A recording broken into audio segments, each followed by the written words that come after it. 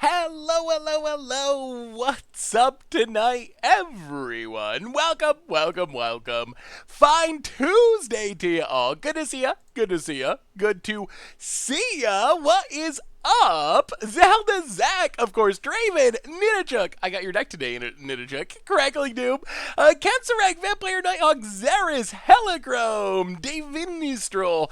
How is everyone? Hopefully everyone had a wonderful weekend. Yeah, I'm excited to try out this deck. This one is from our helper, editor, mod, Ninachuk has been playing this deck, made it all the way to Mythic and sent it to me, and I like Prime Speaker Vannifar, so this should be sweet. Bearsteak, how are you today? Good to see you. Winzo22, Danny R, Madvid, Mr. Finkles. Welcome, welcome, welcome. Hopefully everyone had a wonderful, wonderful holiday weekend, long weekend. Although it's kind of weird when you can't go outside and do things anyway, if everything's closed. Cold Shoulder for the 34th month. I also am hyped for Historic. Historic is spectacular. I did make it outside though. I think I'm like sunburned. Do I look sunburned? I feel sunburned. Maybe that's why I'm hot. Maybe it's not actually hot in my house. Maybe I'm just like sunburned because I went outside and my my poor pale skin just can't stand. I'm an indoor nerd apparently. Oh, Historic is super fun. How many decks have I made in quarantine? Oh my god, so many decks. I'm to the point where I'm back to having to delete Magic Arena decks whenever I make another one. That's probably it. I was wondering why I felt so hot, and it's got to be the sunburn. It's got to be warming me up, cooking me. Only one agent. I know I didn't build this deck though, but it's got so many fun-ofs, just like so many cool one-ofs. So I'm excited to give it a shot. The only thing I don't like about Historic is Field of the Dead. Yeah, I think that's a legitimate feedback. Nexus of Fate would be the other one that I'm a little like on, not sure if I like it, but so anyway, yeah, we're playing Historic tonight. We're gonna start with Pod. There's also a couple other sweet Historic decks that we might check out.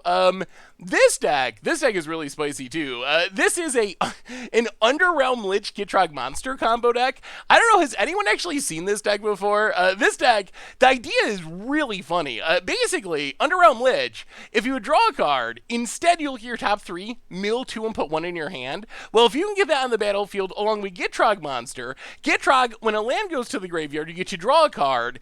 In theory, as long as you have at least 1 land in your top 3, you get to draw and mill your entire deck with both of these on the battlefield, and then win with Thassa's Oracle is the idea. And if you keep Underrealm Lich alive, you can't mill out because it replaces the card draw. Quantum! Welcome to the Fishbowl. Thank you so much for your subscription. Big super cheer for you. And the other deck that we'll get to at some point is Bats.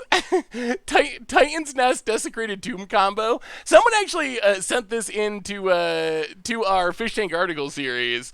The idea of this one's pretty funny too. You just mill. I totally forgot that Desecrated Tomb was a card, even though we played it before, but it's in Historic. Titan's Nest, you can exile a card in your graveyard to make a mana. Desecrated Tomb, whenever a creature leaves the graveyard, you get to make a 1/1 bat, so we just like self-mill all of these creatures, play Desecrated Tomb, play Titan's Nest, exile like 10 or 15 creatures, make a big bat, flock of bats, whatever a group of bats are called, and and swinging for the win. So Historic, I'm still very much enjoying Historic. I really do. I know we got some spicy decks that involve drawing cards. I mean, what more could we want? A bouquet? Is that what it's really called? It can't be. I learned the other day what squirrels. It's like a scatter or something. Is it a scatter of squirrels? Squirrels have a funny name for groups. Animal group names are hilarious. Anyway, reminders! Replay YouTube. That's where you'd find all the old streams, including this one, in the future. Normal YouTube. If you missed it, we played some Cycling God Pharaoh's Gift for Budget Magic last night. That deck's actually really fun, and I think it's actually like kind of good for a scurry. That's what it is. Yes. A scurry of squirrels. What's up, Alberto? How are you? So check that out on the YouTube if you haven't already. Hey, thank you, DP is King. A reminder that our sponsor tonight is Card Kingdom, and if you need some Magic the Gathering cards, you get them at cardkingdom.com. Even grab a free Scoop Soldier sticker. Just let them know you want one in your order notes. They'll hook you up. So thank you to Card Kingdom for supporting the show. It's only a one-of. Oh man, I know. As soon as I loaded up the deck, I turned out the stream, the countdown was going. As soon as I looked at the deck, I was like, oh my god, the agent's right right on the top. I almost, before I took down the starting screen, I almost like buried it. Oh, I guess you can't. Good thing I didn't try. But I almost tried to bury it so it wouldn't be so obvious. Can I stick it down like at the bottom? There we go. There we go. See? We're good. We good. Solved it. The Discord, new and improved. Check it out if you're interested. Merch page. Got tokens, t-shirts, playback, good way to support the stream and the channel and the site. Donations, always appreciated, never required. $2 or more gets your message right on stream. See? No agent. We're good. We're good. Hey, welcome, Nicole Volas. Good to have you. Welcome, welcome, welcome. The other thing, before we talk about this deck, I mean, I'm sure you all have heard this, but we got a couple of pieces of news in the last day, which are worth mentioning. One is, did you see the Secret Lair drops? What do y'all think of the Secret Lair super drops? They announced these yesterday. So we got Lightning Bolt, Secret Lair, $30. Heart of Steel. The art on these are kind of weird. I don't know if I like the art on Heart of Steel. Weird movie style planeswalkers, super sweet tattoo art, and then grandma birds. Birds that my grandmother has in a book on her coffee table. Set. Arakalabs, welcome to the Fishbowl, and Maven, thank you for your subscription. Big soup cheer for you. Thank you, thank you, thank you. Hey, what's up, sweet Rosie B? Good to see you, good to see you. So anyway, that's coming out. Also, you get a free fetch land if you buy the full drop, which I think is the right thing to do. I normally tell people, just get the one you want. Like, if you don't want them all, just find the one you want, get that one, ignore the rest. But because you're getting a free fetch land worth $70 to like $120, I think it's actually worth it if you want like 2 or more of these to just splurge on the full set and get rid of what you don't want to get the fetch land. But they do some of it. Yeah, the Lightning Bolt is really sweet. I actually really like the birds. I do. I think it's partly nostalgia for like being a kid at my grandma's house, but I like the bird art. The other news, this just came out. Did you hear? So have you ever been to a Magic Fest, chat? Maybe. Am I gonna pick up a set of them? Probably. I probably gonna get the birds. Yeah, the tattoo art is my favorite. Tattoo art and birds. Those are my top tier. Then the rest are like whatever. All 5 is $170, or they're $30 or $40 a piece, depending on the drop. So the other news that came out today. If you've ever been to a Magic Fest, you probably know it's run by Channel Fireball Events. Apparently, this just came out like a few minutes ago, but apparently CFP Events is shuttering this year, like closing down, not to exist anymore. So I don't know. I don't know what the future of Magic Fest is going to be like. They are the only tournament organizer that does Magic Fest. For the last like 2 or 3 years, they have an exclusive contract. So either someone else is going to get that contract, or maybe it's Magic Fest online forever and we don't have Magic Fest for a while in paper. But that is other interesting news. All right, so what is my favorite Secret Lair drop? The tattoo art, I think, is my number one. The tattoo art, I think, is just really cool. Alex Mateo for the 12th month.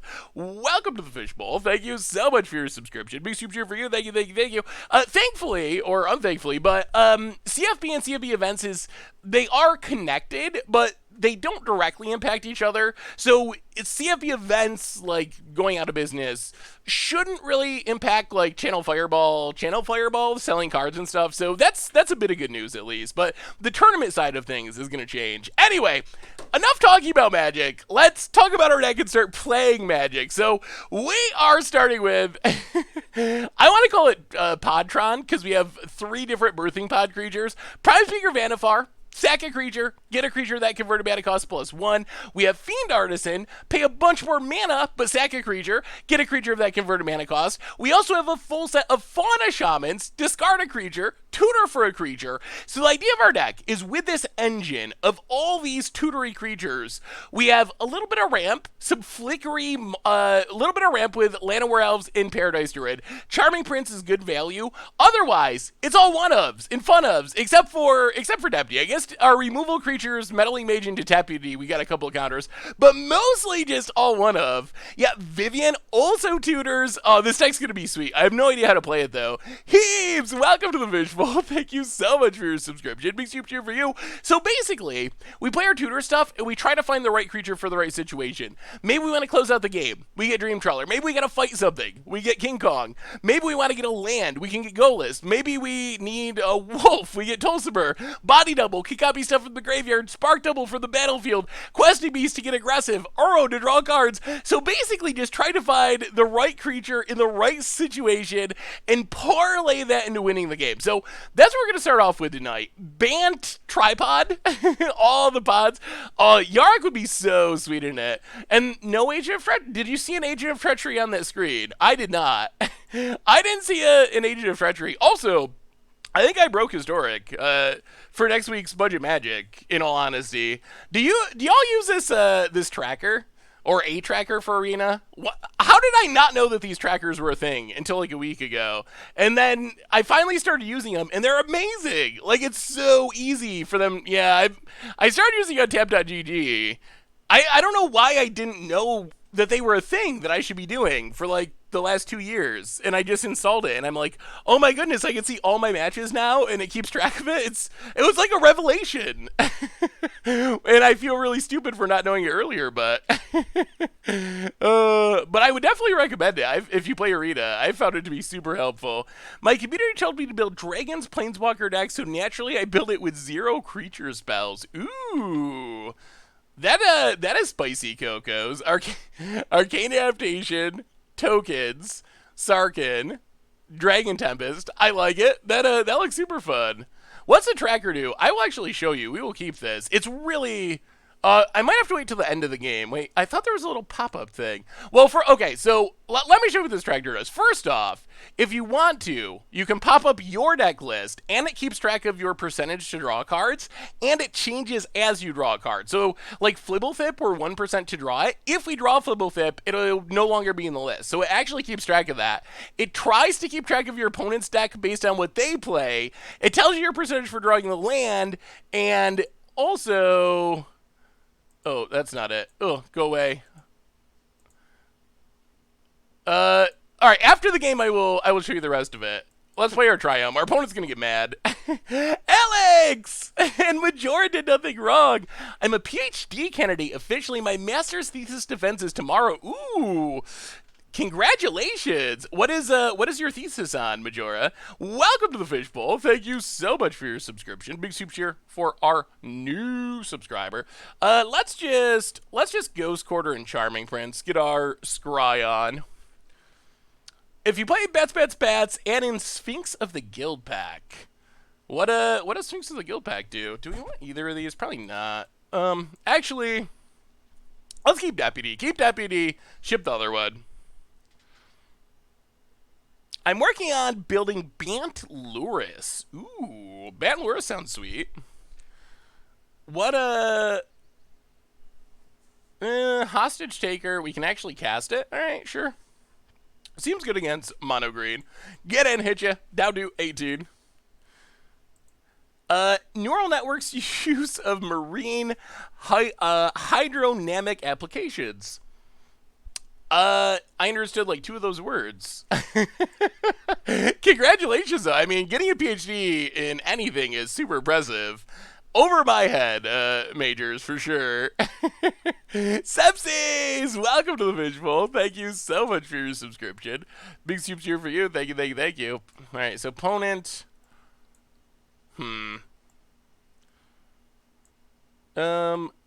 Yeah, let's get down our... Let's crack Fabled Passage, get a land. I think we just get down Prime Speaker.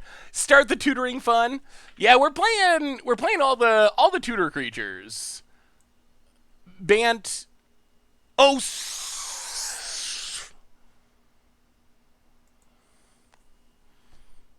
no. These triumphs all look the same. Oh, no. Yeah, that was definitely a pun. Do we Ghost Quarter ourselves to play Prime Speaker? Maybe we just wanted to... Yeah, no one saw. We're good. We're good. Maybe we just wanted to thin our deck.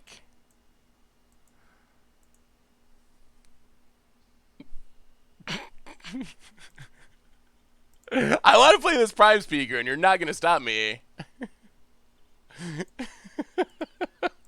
I I will not let myself stop myself from playing that Prime Speaker. We even have this Field of the Dead in the land in hand. And then they're gonna kill it. Oh, this is gonna go so wrong. The Triomes all look really similar to me. I think that is an act. Whoa, is that Sarkhan's? Whew, Sarkhan's in ceiling. That's frightening. All right, so we can go up the chain to a 3-drop. We would like to get. I think actually, let's just Deputy. Get rid of the Cavalier. Kill this Kiora. Hope our opponent can't wrath our board. Field of the Dead. Wish that we had an extra land. Do you think a real problem with all the Triomes basically looking the same and they don't have memorable names? I do wish they had more memorable names. Is it like... Is it a real problem? I don't know. But I would like them to have more memorable names. Is the Mastery Path worth it to buy? If you want the cosmetics, I think the answer is still yes. I bought everyone up until the Ikoria one because they nerfed the value a little bit. If you care about the cosmetics, I still think it's worth it. I would have to do the math if you don't care about cosmetics at all. Hey, what's up, dog? How are you? Hopefully everyone had a good weekend. McCary for the 28th month. How powerful would this card be? All right, hang on. I will get that in a second. We got to not time out here. What do we do? I don't know what's in this deck exactly. All right, let's just Hostage Taker. Get rid of Goreclaw. Prime Speaker, sack Charming Prince. Get a... Oh boy, we're going to set ourselves up for the blowout. Let's just Militia Bugler, that's fine. Bugle. There's a try. Don't they look the same? They look exactly the same. Llanowar Elves, go. How powerful would this card be? 1 black instant, choose an opponent, place up to 1 target card that opponent owns. Oh no. That opponent owns. Wait, place 1 target card that opponent owns from outside the game and place it in the opponent's graveyard, then exile 1 target card in a graveyard. So basically, you get to grab a card from your opponent's sideboard and put it in their graveyard and exile a card from the graveyard. At first glance, that doesn't sound especially powerful to me. But maybe there's a combo that I'm not thinking of. It's definitely a unique card. Are you concerned with Magic Finance leading some players to not access parts of the game, e.g. Double Masters? Oh, man. Oh, do we got to talk about Double Masters? The thing is, I don't know.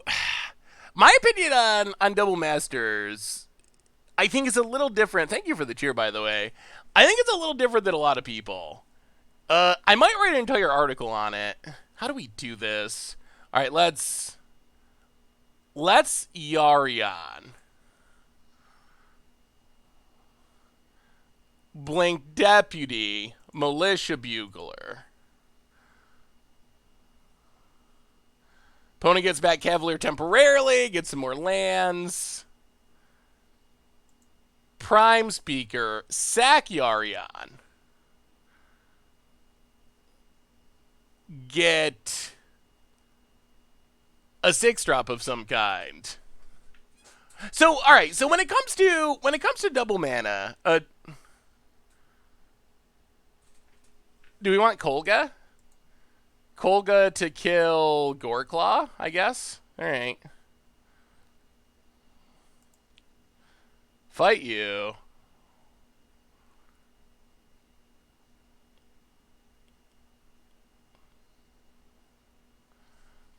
All right, sure. No attacks. Everything returns. We get rid of both Cavaliers. Ooh, body double, sweet. Oh, that's a draw. That is a draw. Next turn's going to be good if we untap. So here's the thing with Double Masters. Stuff like Double Masters, I feel like it actually benefits everyone, whether you buy a box or not. I don't actually think buying a box is necessary to benefit from the set. Opponent gets in with the flyer again.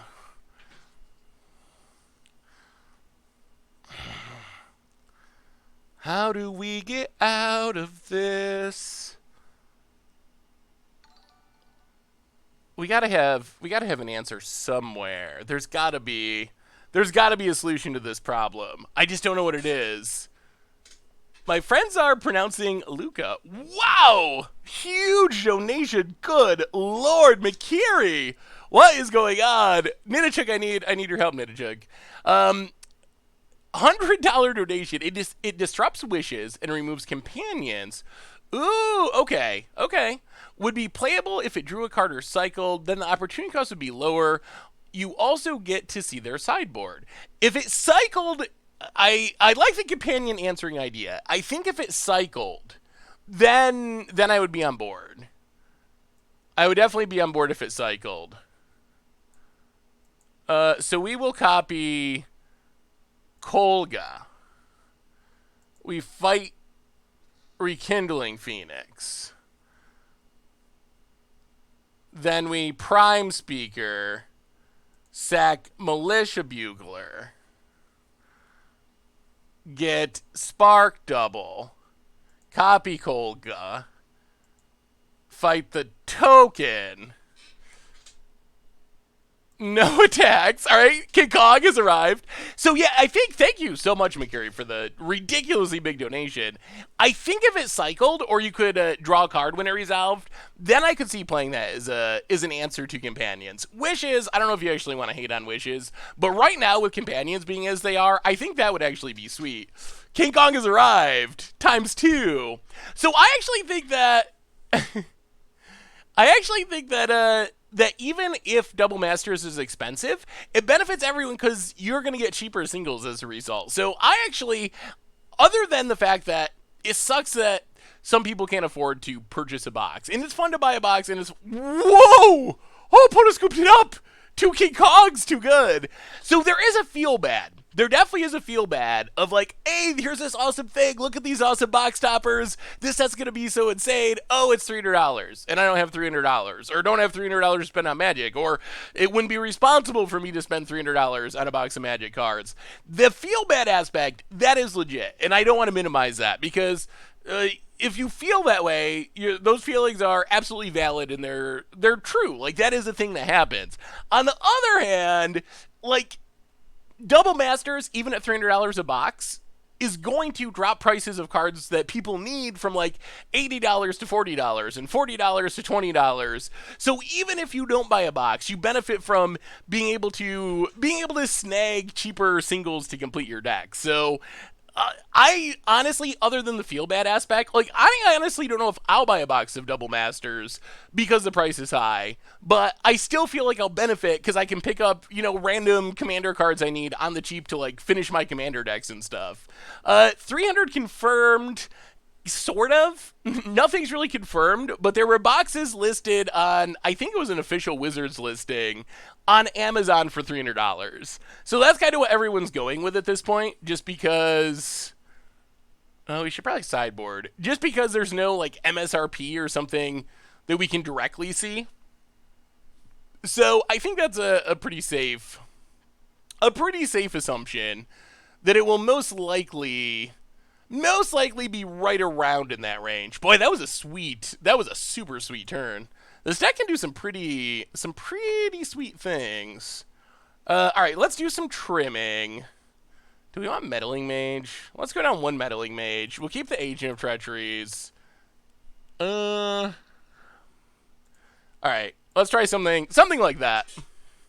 Double Masters will be on Moto, which is good. What do you all think about the price of the set? Dog of Myth with a gift sub to Betty Mod. Hey, welcome, Betty. Welcome to the Fishbowl. Thank you so much for your subscription. Big soup cheer for you. Like, what's your feelings? Like, are you gonna get a box? Like, assume it's $300 because that's the best information we have. Is that something that you personally will be interested in? I honestly, and this probably sounds horrible, but I honestly thought they were going to try to charge even more than that. Because other Masters boxes have been have been in the $200 price range. So I actually expected it to be closer to $400 because having two rares, that is the most valuable slot, and also 2 foils. So the booster should be worth more than normal boosters. We'll see. Maybe they just have horrible rares. I'm hopeful that they won't do that. Chuck the Yak for the 10th month. Welcome to the... Oh, no. Welcome to the Fish Fine Mare. What is going on with this deck? I feel like this is a budget Magic that we played, like, a while ago in Standard. And now it's coming back to haunt us in Historic, of all places. Let's blink Flibs. Play... Actually, maybe we need to cycle that Triome. Let's play a tap land. Oh, my goodness. That was... Boy, so many punts already. It's a Sunbird. It's a Sunbird, I swear. It's a Sunbird. What do you think about Jared Golgari Lichlord in this deck? Jared would be sweet, but it's not actually in Historic. So if you're playing in, like, Modern or Pioneer, I could see trying it. I don't know. I wonder how many creatures we get in the graveyard. If we had more ways to get cards in the graveyard, I think it would get better.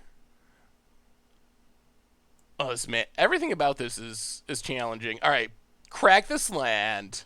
This is probably not the best deck to pick up in the blind and just stream. So many tutor targets, 4-color mana. It seems like exactly the type of deck that you probably shouldn't just pick up and stream.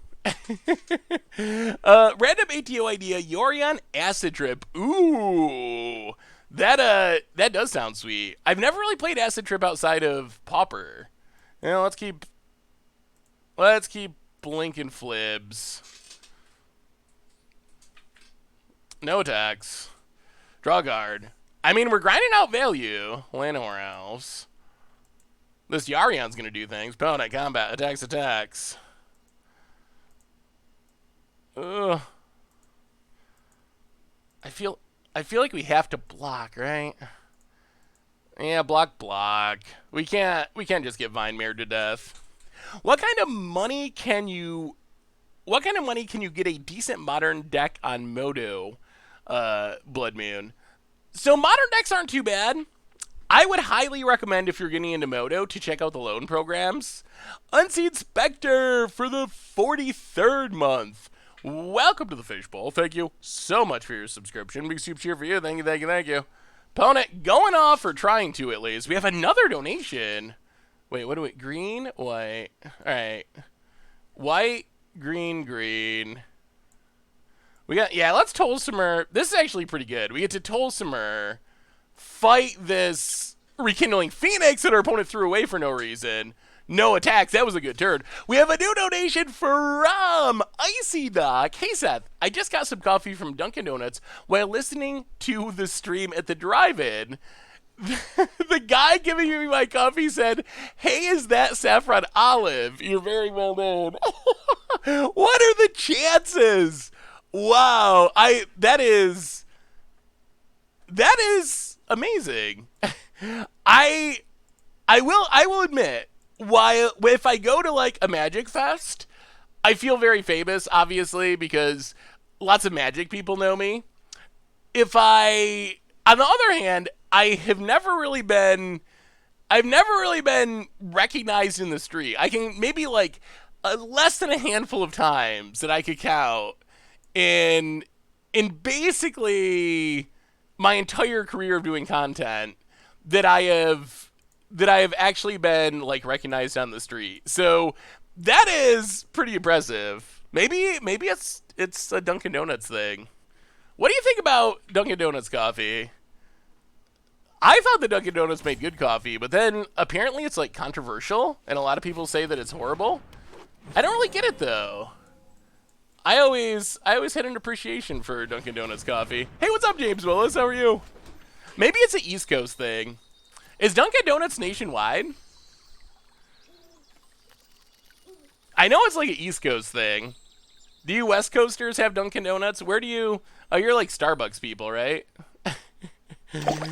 It wiggles! Welcome to the Fishbowl. Thank you so much for your subscription. Big soup cheer for you. Thank you, thank you, thank you about it. The big beatdowns. Oh, we're in a little bit of bad shape. We will double block. Take a million. What is our opponent playing? Oh, oh dear. Oh boy. Oh boy.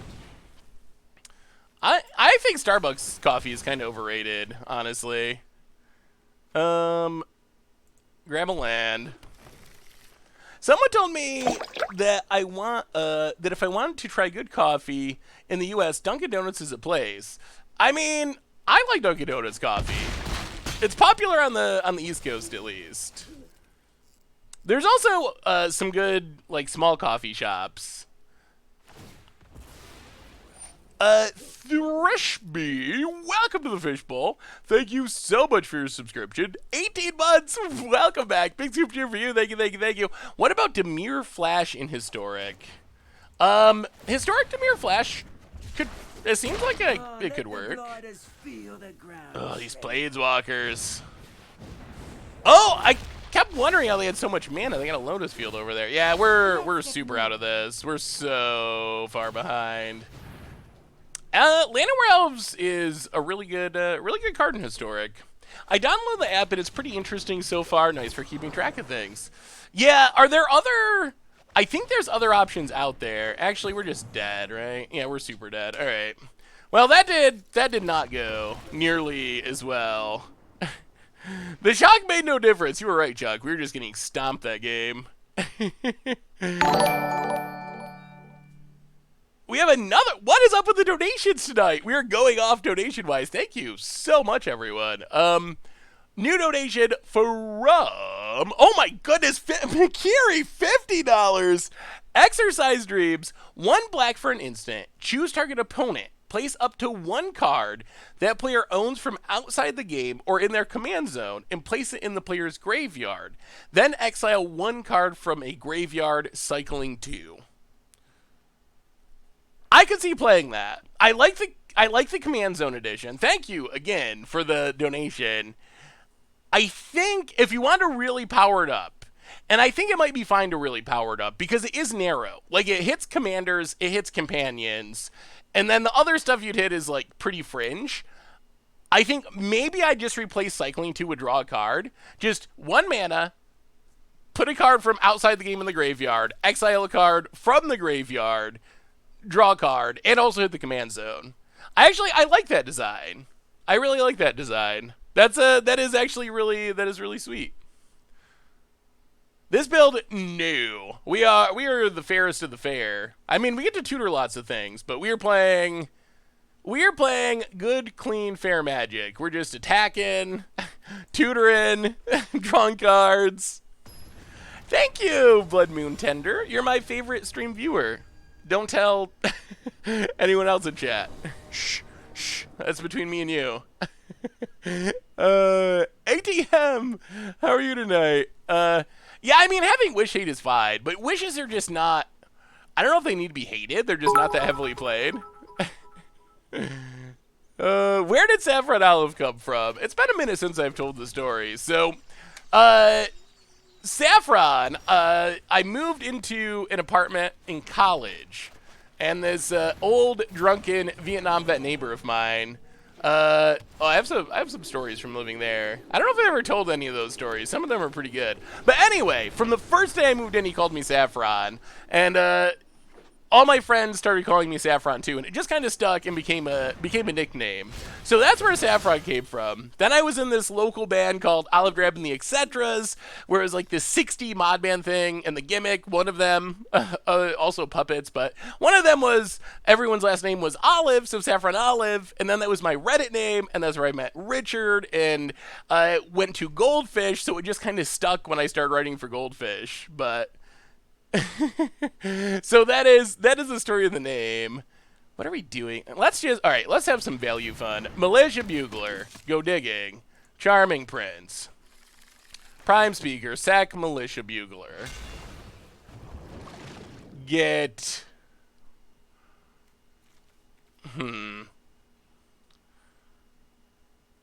double Prime Speaker seems fun. Double Prime. Ooh, Mothra also seems fun.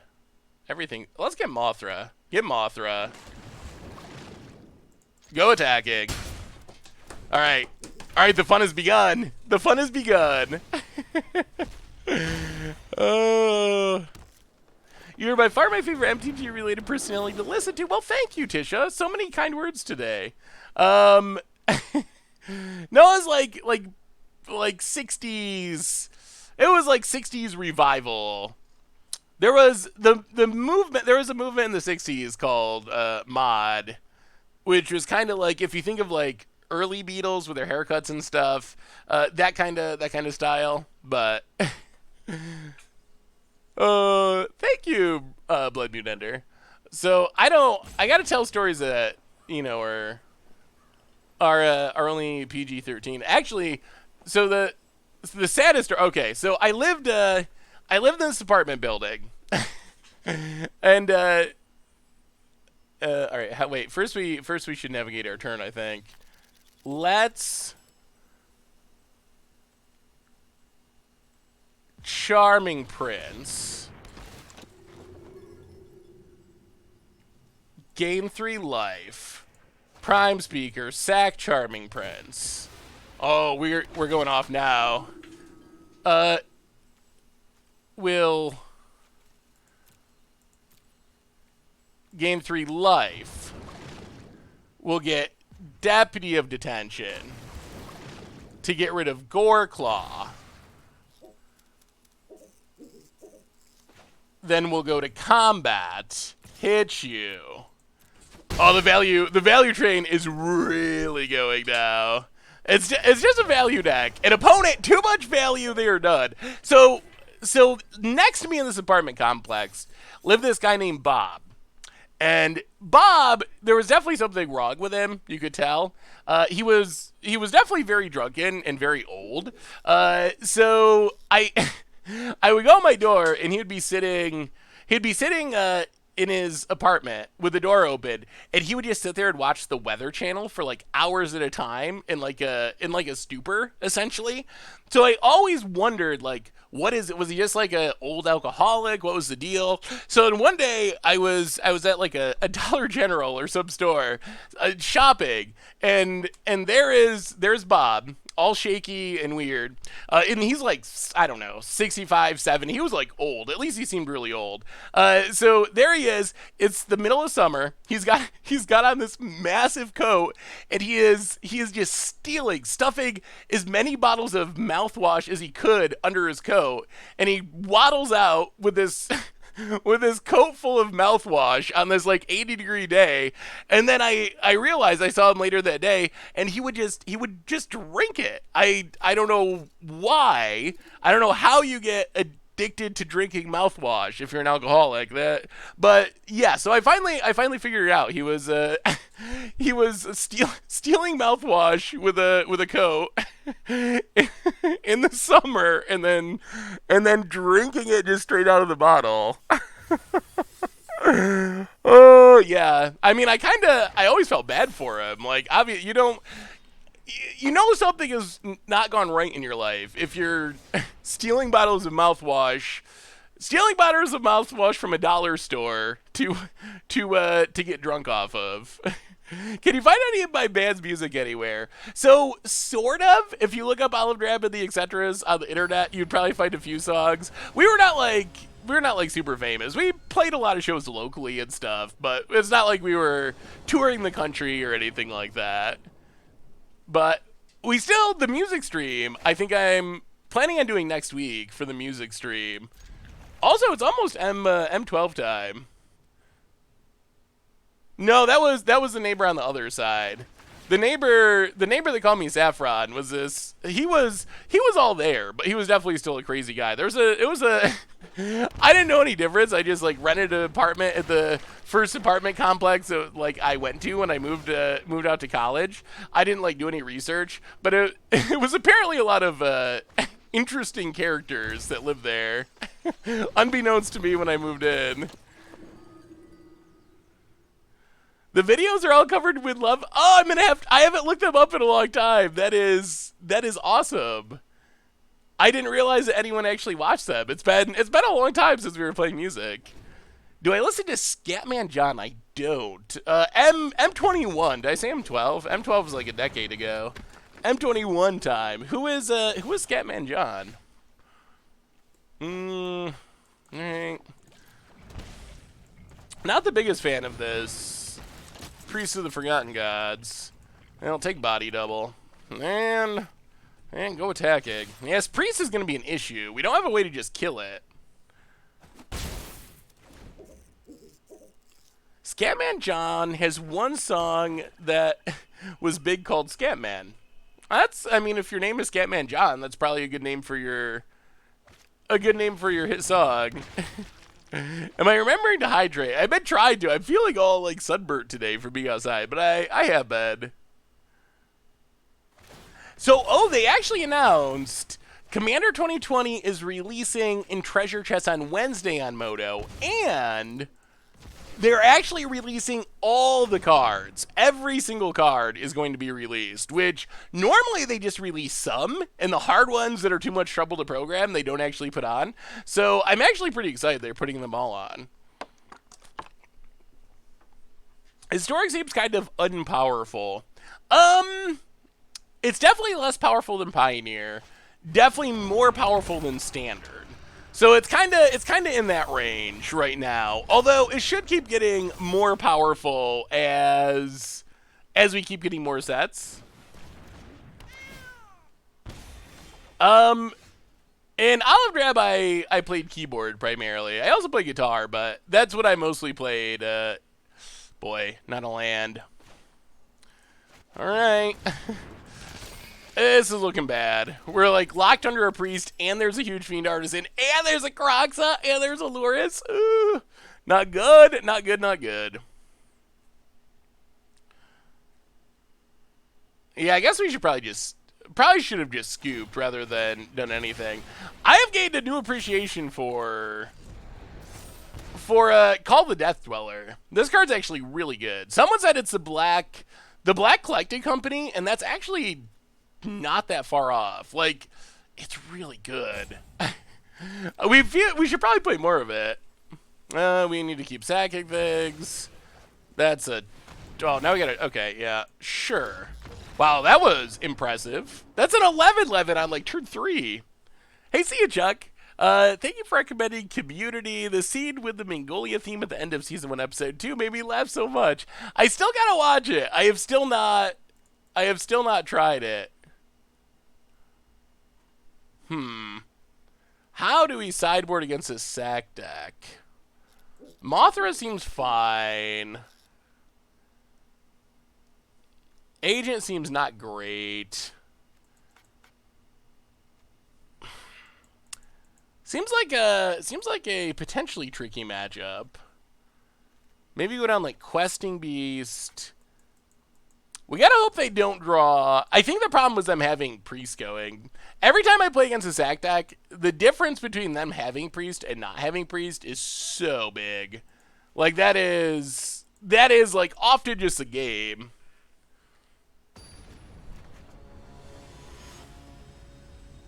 Is Community worth it? Should I actually watch it? What would you compare it to?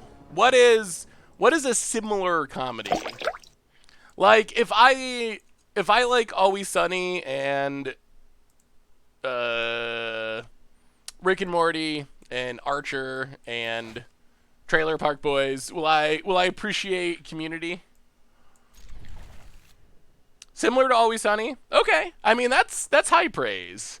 I mean, Always Sunny is... I think Always Sunny is one of my... It's one of my favorite non-animated shows, at least. Non-animated comedies. Yeah, original... Okay. Archer was really funny originally. I think it went downhill after the whole, like... Agency ended season, I think. It was still fine. Like, the newer ones. Did you watch... Oh, Arrested Development. Yeah, Arrested Development's actually one of my favorite shows, too. Well, the first 3 seasons. I recently tried... I had never watched, like, Season 4 and Season 5. And I recently was like, I'm going to rewatch Arrested Development. And I'm going to watch, you know, the new seasons that I haven't watched. Oh my god. They were amazingly bad. Like it was really like mind-blowing how how bad those seasons were.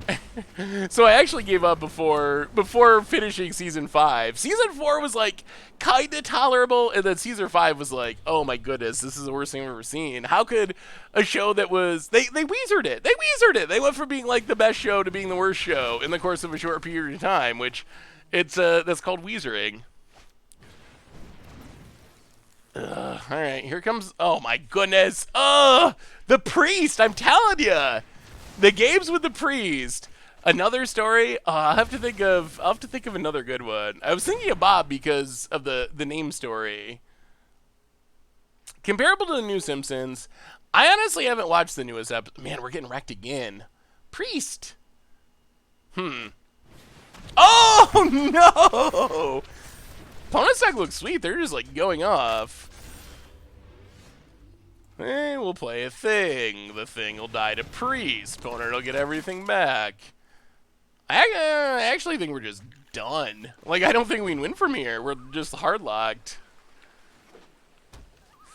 Game of Thrones went downhill at the last season too, for sure. Hey, what's up, MTG Danger? Actually, the last 2 seasons, although the last season was definitely worse. That's another disappointing one, I think. But I think that was partly because yeah, all right. Yeah, the turn 2 priest is really good if you're playing a deck that is a creature deck and is not a heavy removal deck. Like, it just wins games by itself if you can't answer it. On the other hand, if you play against a deck and they don't draw a priest or you kill the priest, then they're playing a bunch of really bad cards and their deck looks hilariously underpowered in those games. Boy, Magic Arena really wants people to play with Sparky. Does this happen to all of you? Does this happen to all of you that whenever you play a match, it bounces you back to the bot match and you have to re-click the match you were playing? It does it to me every single game. So, like, every third match, I accidentally start a bot match. And I have to wait for it to load, and then Sparky mocks me a little bit when I scoop, and then I get to go and play the match I wanted. Snarky Sparky.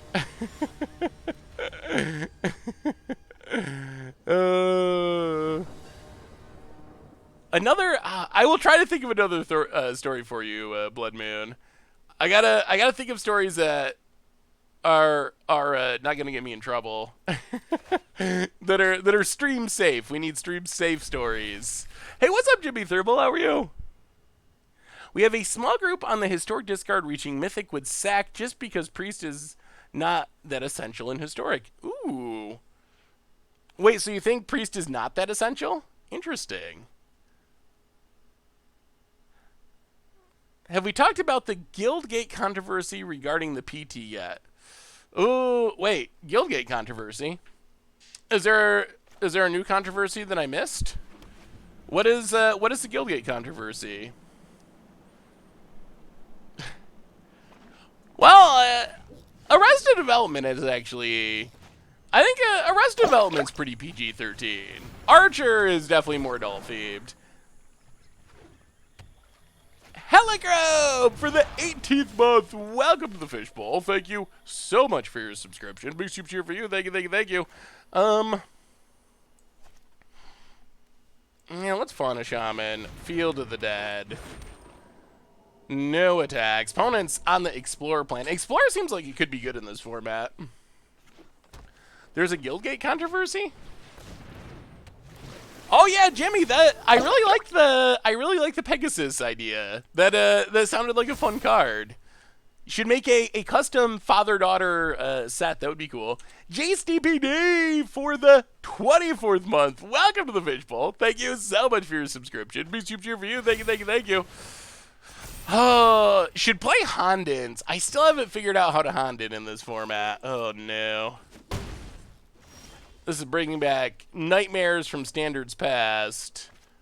All right, how do we get out of this? We can discard. All right, I think what we have to do is we got to get rid of this wild growth. We will discard Fiend Artisan.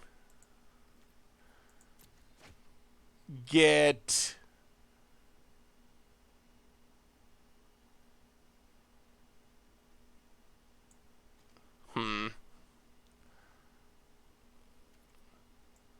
Actually, let's go hostage taker. Get hostage taker. Shock ourselves. Take hostage the Wild Growth Walker. Pass the turn. Please don't kill it. Please don't kill it. Yeah, the Explorer deck, it used to be sweet. I think you could do some sort of... Merchant just put up a video with 5-color Haunted. What does Merchant's list look like? Ooh, opponent can't Vraska hostage taker. This might be a mistake from our opponent. Too expensive. Alright, kills Fauna Shaman. Sure. Passes. Wild Growth Walker. Fiend Artisan.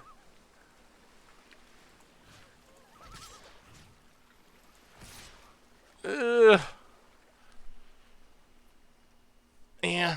Send them both at Vraska. Sure. Vraska down. Pass the turn. Why shock over castle?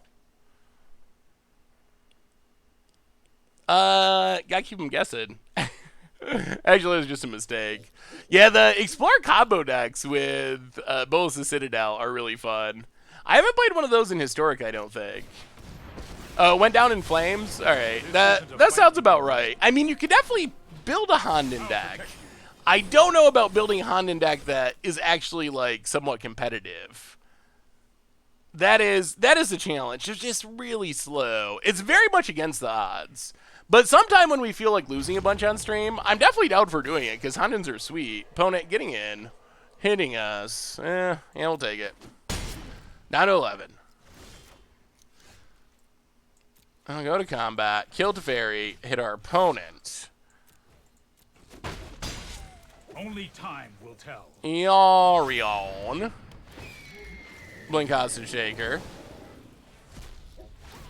Get rid of Jade Light Ranger. Alright, Yarion doing his thing. Pass the turn. Yeah, Vivian probably next turn, I think. I like getting rid of the Jade Light before our opponent can Yarion it to not give them the Yarion value. Yarion, when it doesn't have anything to blink and it's just a 4 or 5, those are the games when it feels manageable. Well, maybe we'll do a team build and try to see if we can win a game.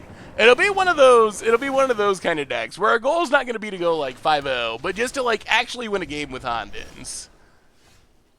Now it's definitely Vivian time. Vivian, beast you. Yeah, vigilance. And this sets us up to do Vivian things next turn. We can go off. We can like double Tolsimer. Next turn should be sweet. Have I made a deck based around Atri? Is that the commander? Is that the commander mutate legend? I have not. I haven't played with any commander 2020 cards yet. Because they haven't been out on Magic Online, and I don't have any place to play Paper Magic. Oh, Yumori? Yumori, the all-creature one? Yes, we have played a couple Yumori decks. We actually have a Yumori combo deck that we might play later.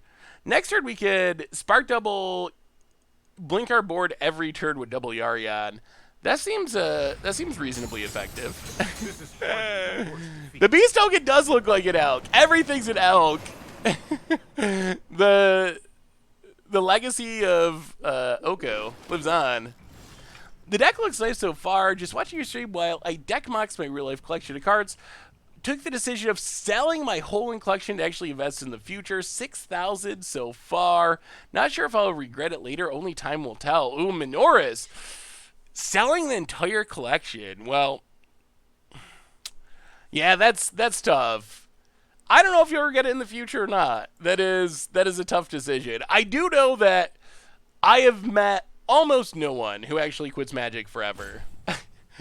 I can count the number of people that have actually like quit and not ever come back. A very small hand. That just doesn't. Every bark joins a chorus of roars. Doesn't normally happen. Well, Vivian. Arcbow is quite powerful. We will grab a Spark double to copy. Oh, opponent. Done. Done, done, done. Try to explore us, will you? Do you think that Fires of Adventure will eat a ban in the near future? I don't think I can take another 16 months of that card. Faded Magus, welcome to the Fishbowl. Thank you so much for your subscription. Big super cheer for you. Thank you, thank you, thank you. No, someone in the chat said they were selling their collection. They made a decision to sell their collection to invest in the future. And I've known people to sell their collection. But almost everyone I know eventually starts playing again. Do I think that Fires will be banned? I hope so. If I could ban a single card in Standard, it would be Fires. Fires would be my number one choice. If I had the power to ban a card, that would be the card I would choose, for sure. That's how it goes. People, they quit and come back and quit and come back. Very few people just never actually play again. Skip the middleman and ban R&D. I feel bad for R&D in a lot of ways. I feel the more I think about all the broken cards and everything that's kind of gone on, I really feel like a lot of Magic's recent problems, mistakes might be driven mostly by Hasbro. Hasbro like pressuring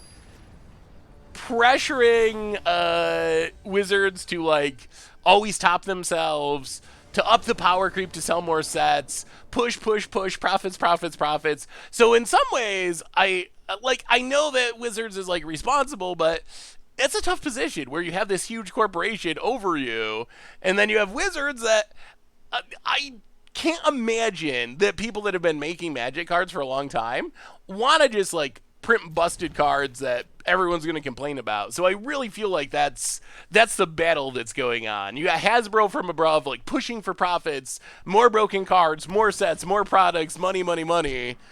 And what can Wizards do? So I'm actually very sympathetic for the actual like humans working for Wizards. Like the corporation itself and Hasbro, like, yeah, I mean, I'm not sympathetic to corporations. I'm very skeptical of corporations in general. But the actual people there, I do feel bad for them. Hey, what's up, Luke? How goes it? Good to see ya. I feel like that's a fair take. I don't have a problem with double masters, but I have a problem with secret lair. I don't have a problem with secret lairs, but I have a problem with the inability to find ways to make older formats accessible for new players. Yes. So I personally am hopeful that double masters will help make formats more accessible. I actually have very high hopes of that. I think mystery boosters was helpful, and I think that double masters will be as well. So I'm actually hopeful that we're heading in that direction. I think taking away master sets for a couple years was a really bad choice. Bringing them back was a good choice. Honestly, I'm probably gonna end up writing a whole article to like explain this, but when it comes to the prices of products, the price of the product itself actually isn't especially relevant to how much cards are going to decrease that are reprinted. It's actually not really relevant.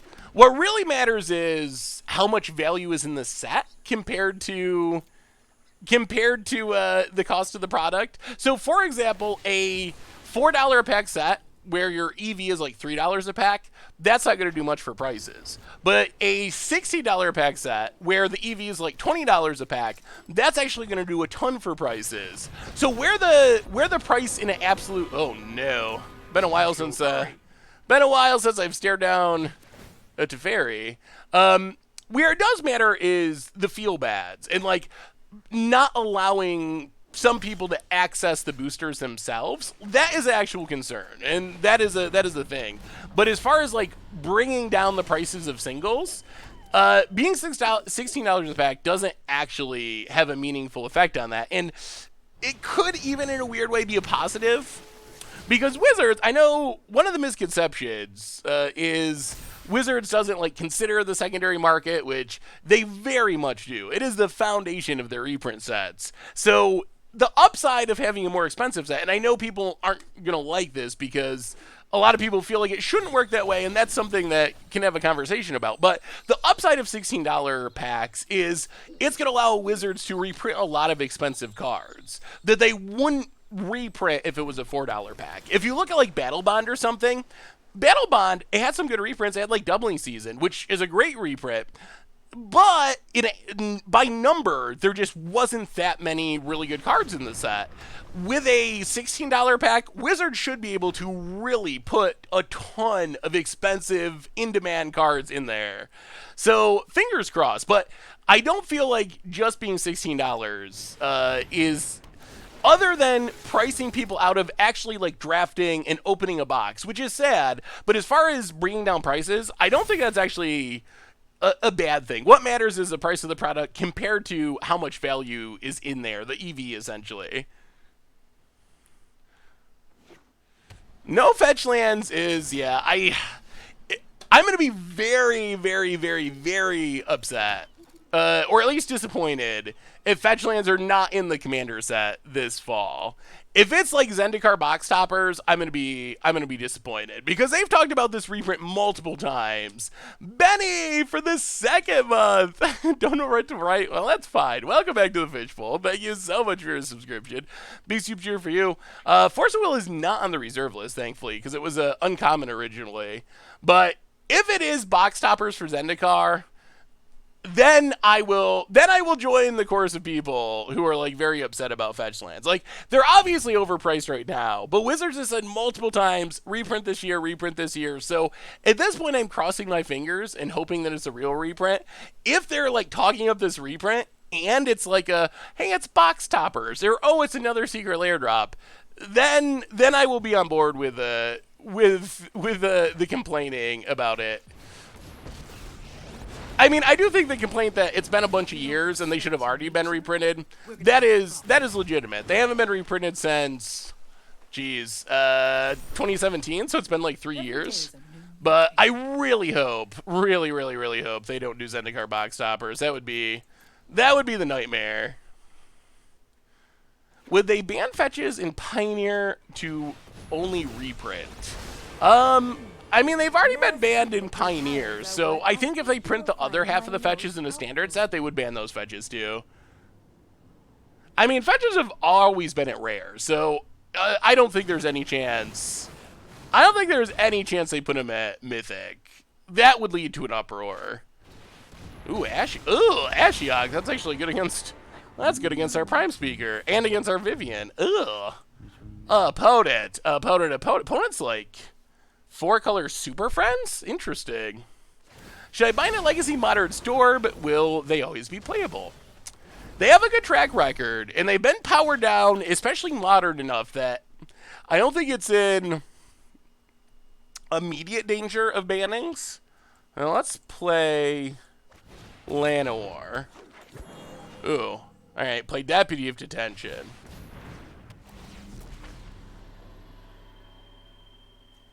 Get rid of...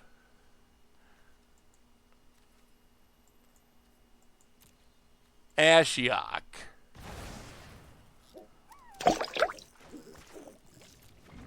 Play a land.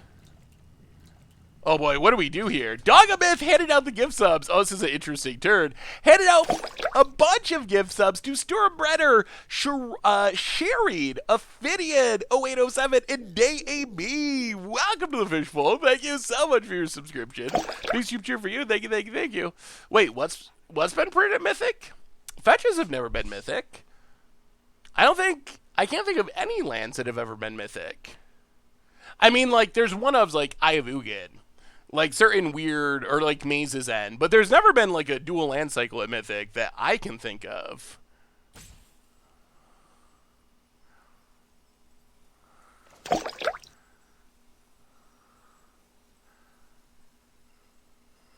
I'll play Paradise Druid. Make a beast. with vigilance. I called, and Decoria answers. Attack Tamio. Oh, sorry, ATM. Antonio MTG and Resonator! Welcome to the Fishbowl. Thank you so much for your subscription. Big super cheer for you. Thank you, thank you, thank you. Yeah, let's keep going up the line. Sagna's Paradise Druid. Get a 3-drop of some kind. Yeah, Militia Bugler's fine. Boy, no. Alright, that was a whiff. The value this deck has is pretty good. Does no one play Ras in Historic? There are Ras. I don't know if any of the top tier decks are playing them in the main deck, but you do get hit by Cry of the Cranariums and Shatter the Skies and so forth, especially after sideboard. Did you hear about the leak for Double Masters? Force of Will card, Moxo, both Aussies, and Jace all rumored to be reprinted. Yeah, I did see that. I mean, I expect this set's going to have high value. I have no idea. If those specific cards. They sound like cards that could be in there. Mox Opal's a little bit awkward, but they didn't know they were going to ban it, presumably, when when they were making the set. Why not sell Double Masters for $16 a pack and Premium R Extra Foil Double Rare, but at the same time print Masters Light set with needed reprints but no new art, make facts affordable for $6 each?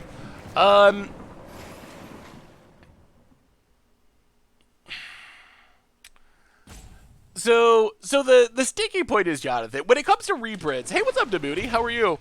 Hey, what's up, Atheist? Good to see you this fine evening. When it comes to reprints, we have competing interests. Oh, opponent's gonna get back Ashiok.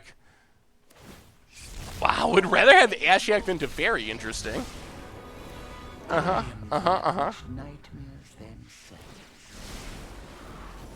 Opponent mills themselves. Sure.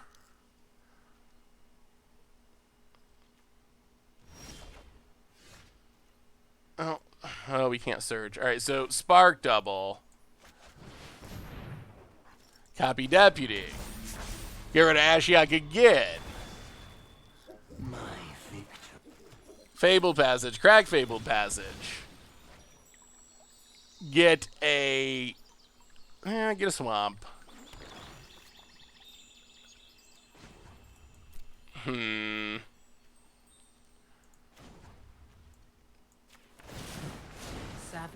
Take down Vivian, Deputy of Detention. I brought friends. Lots of Flibble Flip, draw 2. The value train. Full power flips. Deputy. Get rid of Tamio. Please. Arena. Tamio. Yeah, that one. Get rid of Tamio. Prime Speaker. Sack Militia Bugler. Get Shalai. No attacks. Oh boy, the value! The value's insane! Yeah, Flibble and Vivian. We might have to try that in Standard if we ever play Standard again. So when it comes to reprints, we have competing interests. So here's the easiest way I can explain it. Players in the community, their incentive is to have cards as cheap as possible. And that makes a ton of sense. Like, for someone who's tried to play Magic, the cheaper a Magic card can be, the better in general. So that's one side of the coin is... all right, whatever, sure. That's one side of the coin. Community, cards cheaper. Wizards, on the other hand, they have the opposite motivation. Wizards, the more expensive cards are, within reason, the better for Wizards, because $100 Mana Crypt, that's going to sell a lot of Master sets. Or Fetch Lands, when they reprint them, oh my god, everyone's going to buy those boxes because they want to open their Fetch Lands. But... the thing is, if things are too expensive, then it becomes a negative for Wizards, because then everyone's freaking out. People might even stop playing the game. So Wizards' motivation with reprints is to reprint stuff enough to keep the complaints at kind of like a medium to low level and keep people playing the game, but also keep prices high enough that they can make as much money as possible. So that's why Wizards could tomorrow make fetch lands be $1 if they wanted to, or whatever. They could make all cards be super cheap. The reason that they never do that is because it's in their best interest to have cards be expensive to make money and sell products.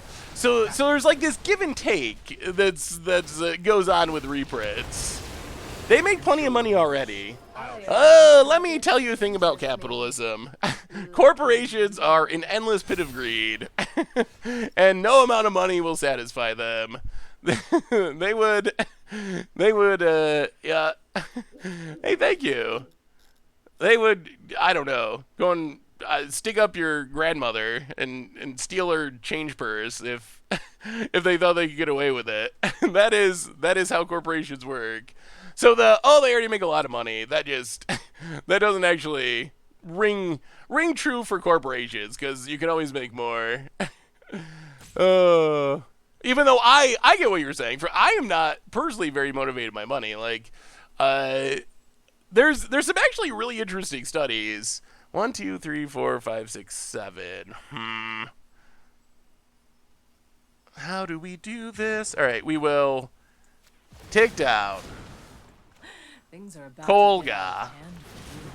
Savagery loves Kolga gets something. Questing Beast. Boy, Vivian's busted. It's busted. Kolga kills Yarion. Prime Speaker Vannifar sacks Kolga. That gets us an Agent of Treachery, which steals Vraska. Vraska kills Branchwalker. Fiend Artisan. Attack our opponent. Attack our opponent. Attack our... What a turn! What a turn! Questing Beast hits our opponent. That gets rid of Teferi. Woo! That was so good. Wow, this deck does sweet things.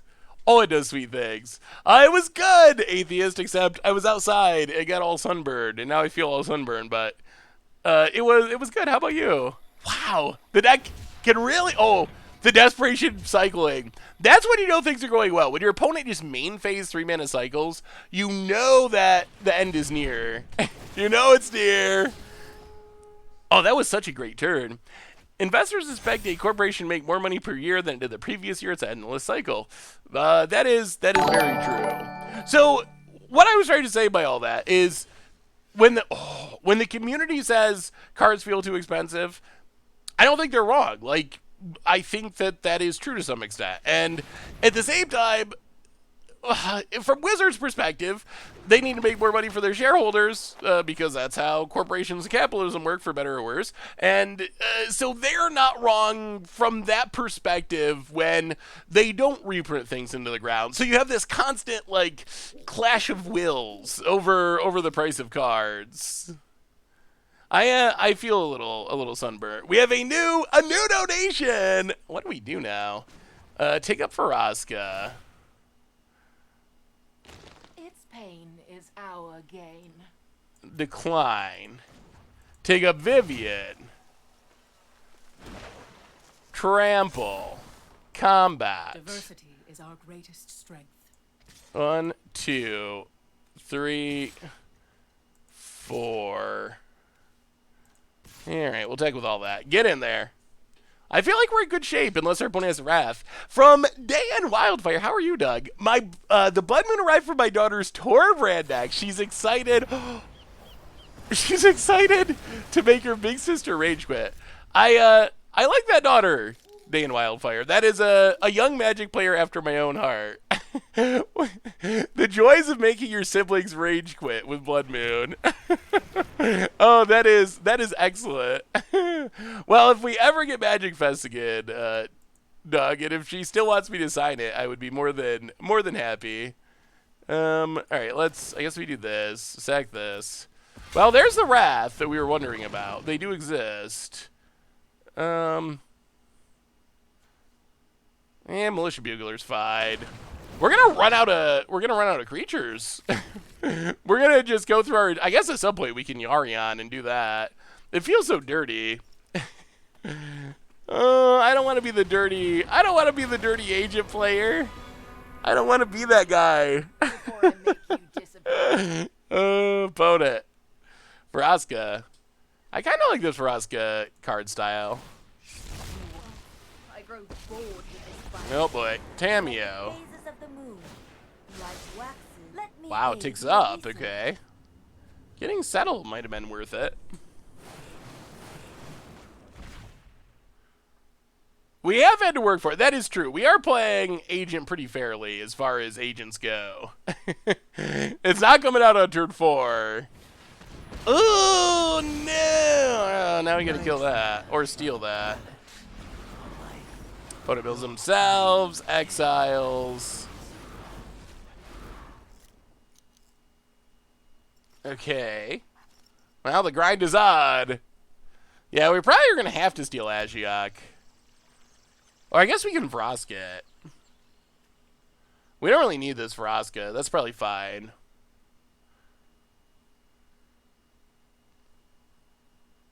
Kill Ashiok and then steal Tameo, probably.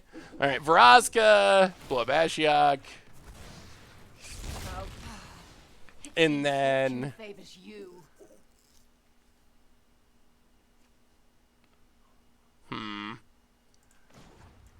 Vivian. The more the harrier. Yarion. My herd grows ever larger. Get...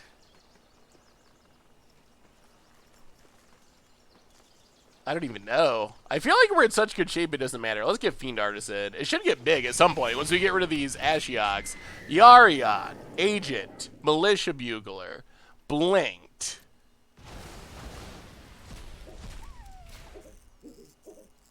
Charming Prince. Blink Yarion. Go to combat. Attack you. Attack you.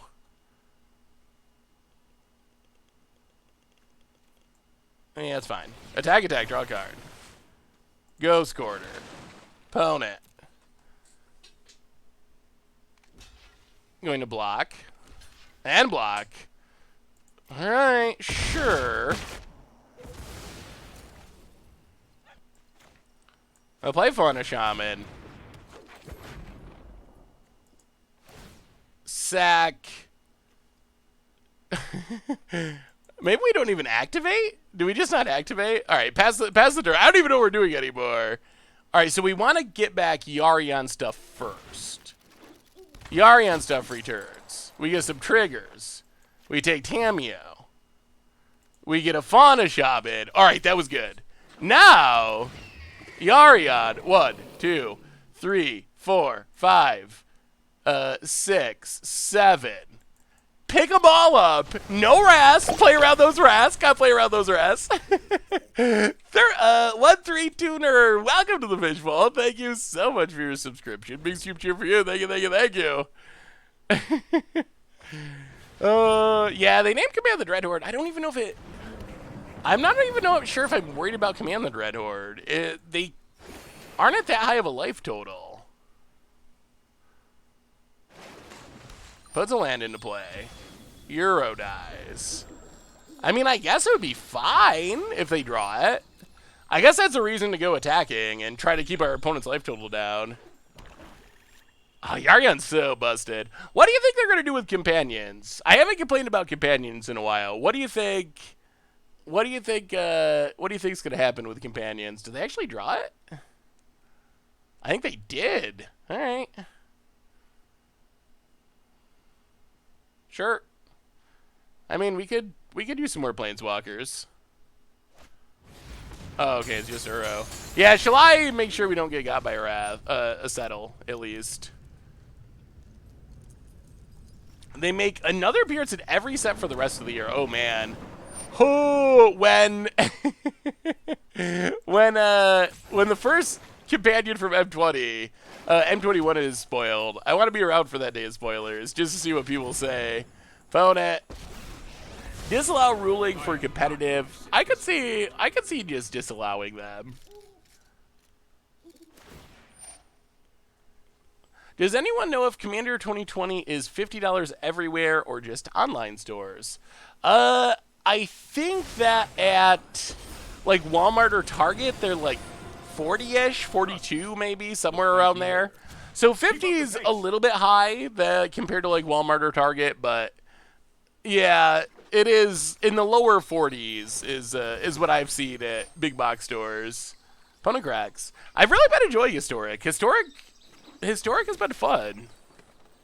50 is the unofficial MSRP. Oh, the non-MSRP. Opponent.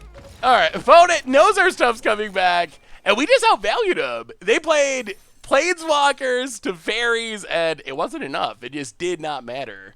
This deck actually could generate some value.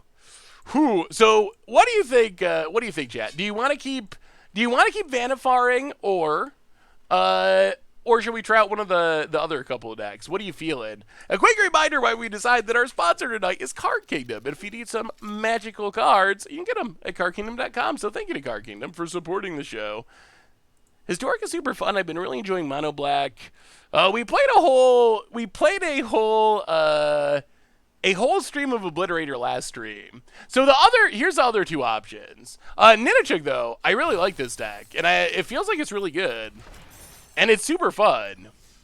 So the other two options, one is the Gitrog Underrealm Lich combo deck.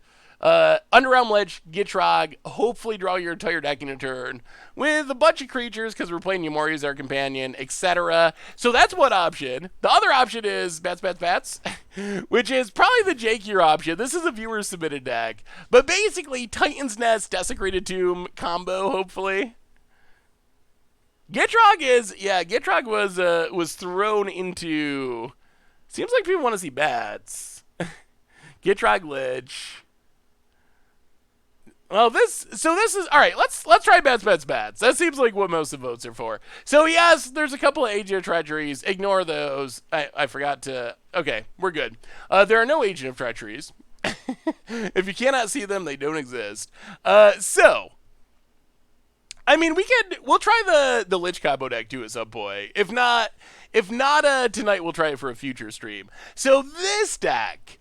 The idea of this deck, which I think was Mothin who sent it in, the idea is Desecrated Tomb, this weird M19 artifact. Whenever one or more creatures leaves your graveyard, you get a bat token. Well, Titan's Nest, normally it's in the deck to add mana, and we can use it to ramp into the Agent of Treacheries that don't exist, but really, it's just for free, exile a card from our graveyard. So in theory, we can use stuff like Merfolk Secret Keeper, Stitcher Supplier, Skull Prophet, Acolyte of Affliction to get a bunch of creatures in our graveyard. Then we play Desecrated 2, we play Titan's Nest, we just exile all those creatures, get like 10 flyers with the game.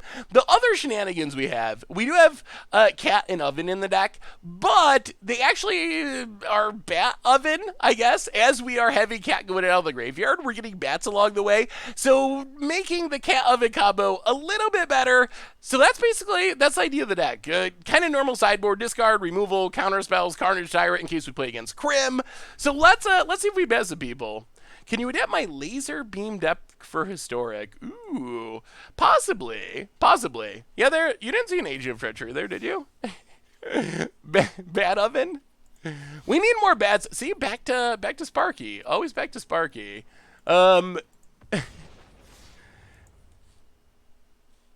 We probably need more bats in Magic. We don't get bats that often. Desecrated Tomb is a sweet card. We had a sweet against odds deck with it. Could we do Conrad over Agent? So, we could. Agent, I think, is probably good. Are we trying to time out with Titan's Nest? I don't know why it's so clunky on Arena. I wish it wasn't as clunky. Oh, I don't want... Oh, no. Well, we got the card that doesn't exist. 1, 2, 3, 4, 5. Man, we can just play land drops to cast Agent of Treachery. The deck might need more card draw. It does seem like it's probably hard to actually, like, find our pieces is something I'm a little concerned about. Well, all right. Your go, Yumori. We did not get Justice Striked at all during our stream with Obliterator. Although, I've been playing in the meantime, and have definitely had that happen to me. Psychologist for the 44th month. Welcome to the Fishbowl. Thank you so much for your subscription. Big super cheer for you. Thank you, thank you, thank you. Well, what's cat? So we milled the Desecrated Tomb, which is actually not bad because we have this Acolyte. So eventually we can get it back. Yeah, let's get him with Stitcher's Spire. We could use Oven. I made a Sultai Titan's Nest deck, and it's like impossible to play because Titan Nest takes so long to make mana. Yeah, that is a drawback, especially on Arita. Oh boy, this might be bad. Down to 13. Ooh, there's the Titan's Nest, but we had to mull to 5, so we don't have much mana. Oh, kill Spellbreaker. Get him with the cat. Ooh, we're close to the combo, but we're just getting beaten down so viciously. Cat Oven, yes, this. Oh, it's a Winota. So this is a deck that's like, oh, okay. This is a deck that is arguably breaking Historic. If you look at the tournament results, this Winota deck took up a ton of the top 32 slots. Yeah, it is probably the #1 deck right now by a pretty decent margin. Who would have thought Winota would just be so dominant? I feel like I remember saying it was a sleeper during spoiler season, and my god, was it a sleeper. Like, wow. There's starting to be historic, yeah, it is today's deck tag that no one actually watched. I realized today, it finally struck me, that people just really dislike Winota. It turned really quickly on Winota. When I saw Winota, it seemed like it would be a cool card, but I think it might be, outside of Companions, it might be the most disliked card in Historic, I think. Choose a creature type. Ugh, that doesn't really deal with stuff. How do we stop Winota? I guess it's Noxious Grasp is our best answer to it. Go down a couple ovens. Yeah, alright. Yeah, I might need more card draw in this deck, possibly.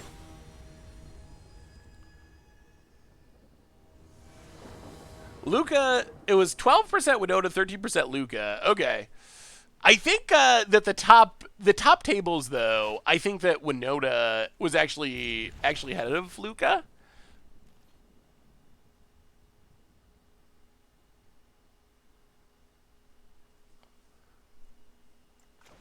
All right, Bajuka Bog.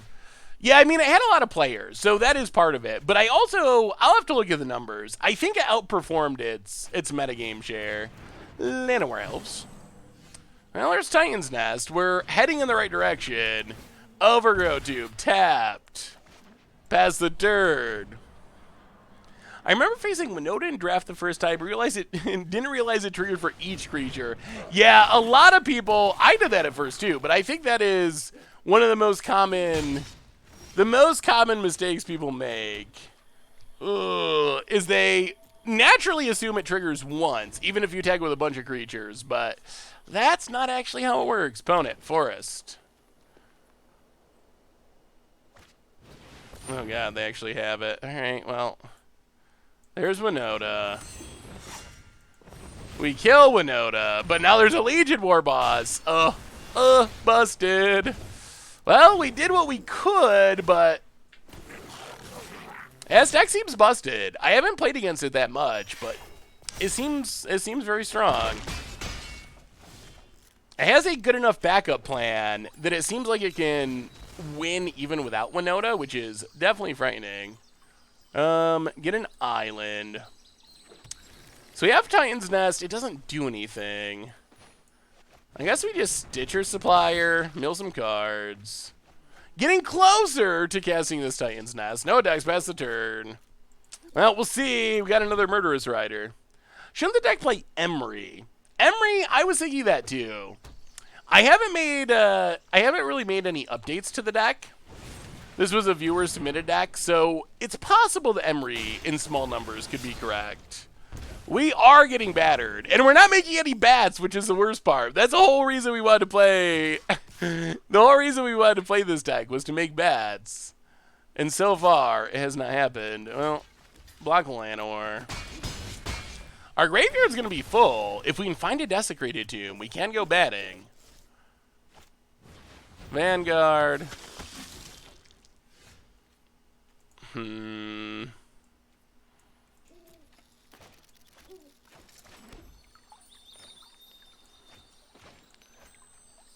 Ugh.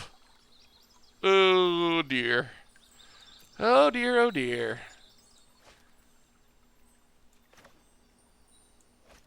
Yeah, I think we gotta do this. If we don't play Murderous Rider, we're just gonna die before we even get our Titan's Nest going. So I think that's our only real choice. So you're saying don't play budget Winota and unranked? Probably not. When I did the budget Magic, I thought that Winota was gonna be fun, but boy, it has ended up being less fun. Yeah, we can only make colorless mana, so we don't actually have the right mana to be able to play Titan's Nest and Murderous Rider in the same turn.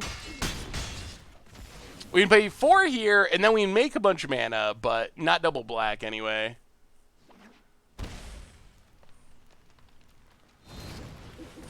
Alright, opponent goes Bone Crushing.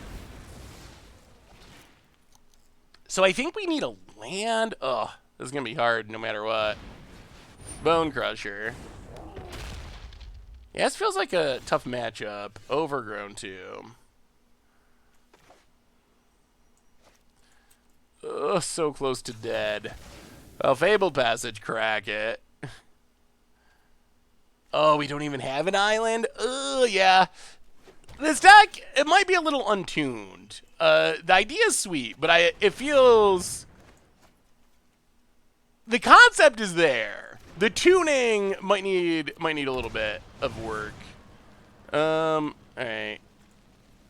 Exile. Hopefully don't type out.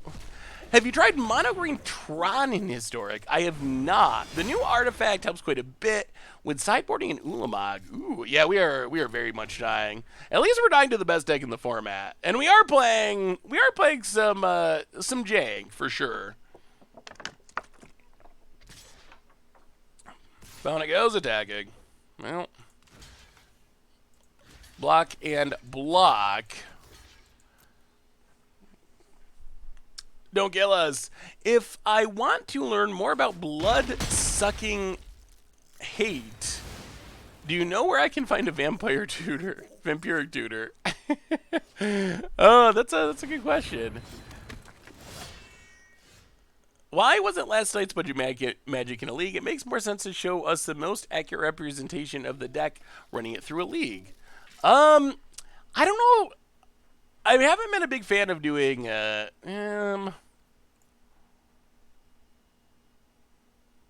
yeah, that doesn't do much. We need something better than that. Like a tomb, perhaps. Oh, there's Haktos. Oh, so we're dead. We can do our combo, but we just die because there's Haktos. Oh, it's so disappointing. Yeah, all right. Well, we're gonna make a bat. We're gonna make a bat. Oh, or maybe it won't even let us make a bat. Okay. Is this only as a sorcery and I didn't realize it? So here's the thing with doing stuff like budget magic in a league. Hey, what's up, Cable? How are you? Or Caleb, how are you? So here's my concern is Magic is in not the most diverse place. So I feel like you've seen it even on streams where we like play a league and we play against Burn 4 times or play against Inverter 3 times. So I feel like that makes for bad content. And when you're playing leagues, it's hard to avoid that. You just kind of gotta do what the league does. So that's my concern, especially for something like budget Magic, where people might be thinking of putting together the deck. I think for other stuff, if it's a more like competitive deck, then I think it makes sense. It's kind of the same way with Against the Odds, really, where it's kind of like we're trying to do something cool. Do we want to play the same matchup a bunch of times, or do we want to see different matchups?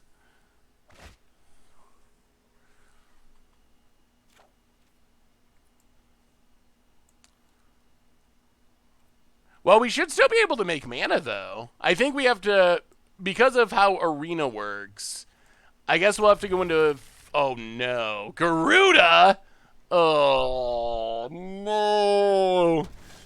I think because of how Arena works, we'll have to go into full control mode.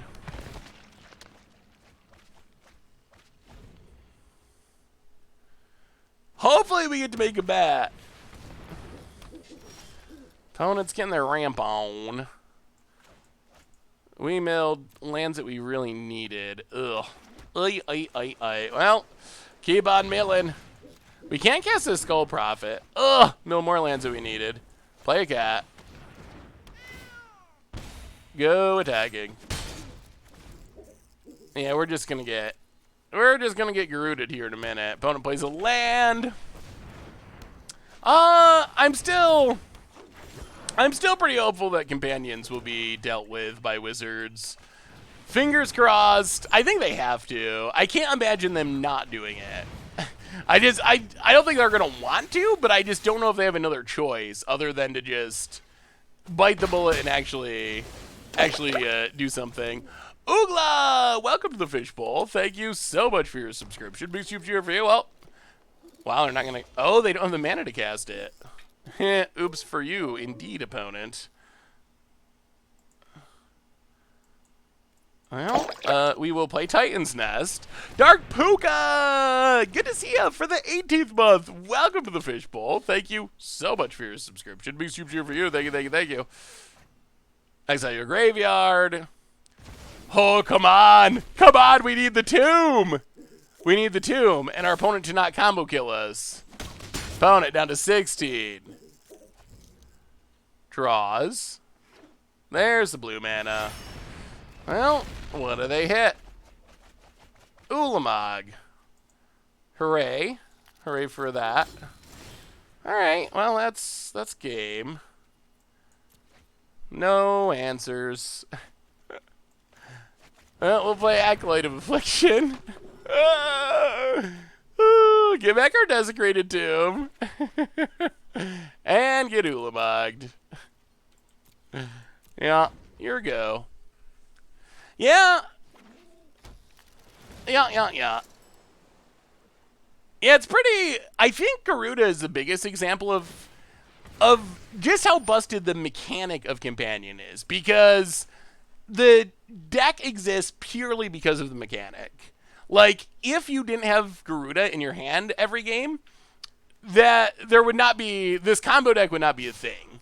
Like, that is purely what the deck's based around. Yeah, yeah. Oh my goodness. Titan's Nest only makes mana for colored spells without X in their cost, so it can't actually cast Desecrated Tomb. We gotta use real mana for that. Discard theoretically would be good, but it's actually not because companions. That's answered everything.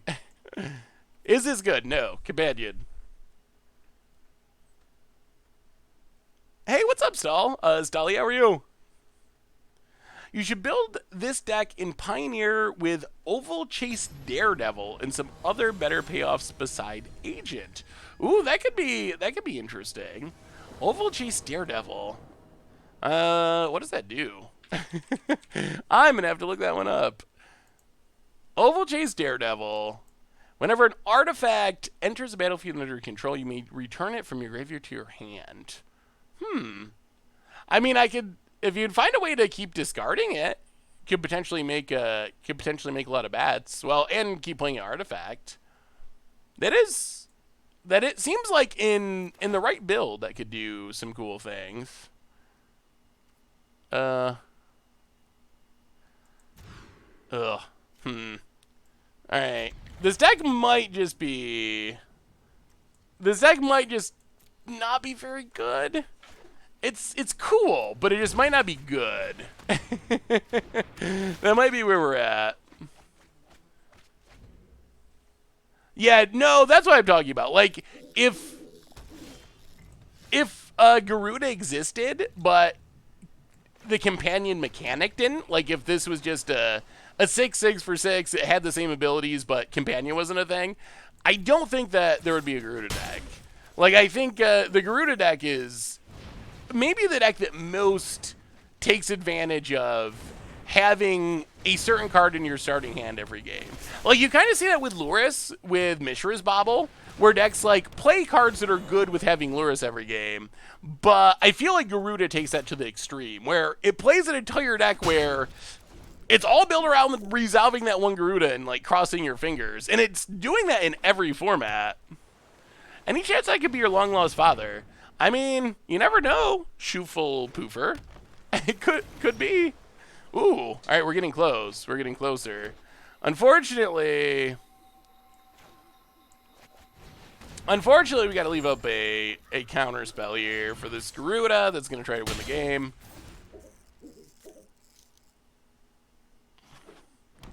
Opponent plays a land.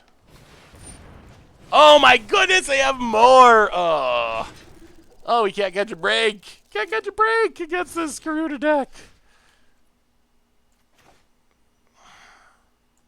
Well, Desecrated Tomb. Stitcher Supplier.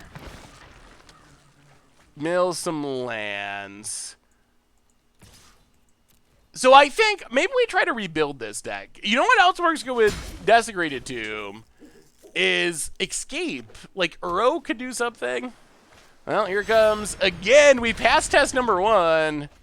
Alright, well, there goes all the Gigans. All the Garudas. Opponent gets a Garuda, sacks a Garuda. Come on, whiff, whiff, whiff. Spark double. Yeah. Sure. Dream Eater. Oh, bounces Desecrated Tomb. Surveils. There's no wait times for Historic. Historic's actually pretty popular right now. I think in large part because other formats are not as popular right now for various reasons. So I think Historic's getting a bit of hype, sort of by default, I would say. Like, just by being less bad than other formats. Yeah. Well, are we dead? Pass the turn. We're so close to making a bat. It's so close, but opponent got to Surveil 4, so I'm sure this, yeah, alright. Ugh, I just want to make a bat. You're funny. When you played this deck, you had a blast. Now, not so much. Well, it was sweet when we first played it, but it being a real deck, I don't find especially entertaining. It's just so all in on what it's doing. We gotta at least make a bat before we stop playing this deck. Eventually, we gotta make at least one bat. We have not made a single bat. But Historic is going down 2, so it's possible to start seeing nothing but Winota and Companions. Yeah, that's one of my big concerns with Historic becoming a real format, as far as like seeing tournament play, is that's when, you know, when people start trying to break formats, that's when you start to see those decks, and you lose the anything goes, I can just play whatever, like the ladder, I play a different match every round. Like, that goes away once people start trying to break the format. Can we get a frog later? Yeah, we might be able to try the frog deck tonight too. Perhaps. We'll see. But we got to make a bat. We can't play this deck and not make a single bat. That's just unacceptable.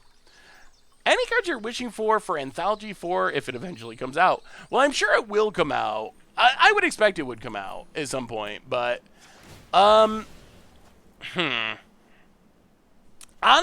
I haven't really thought about what I would like for Historic in specific.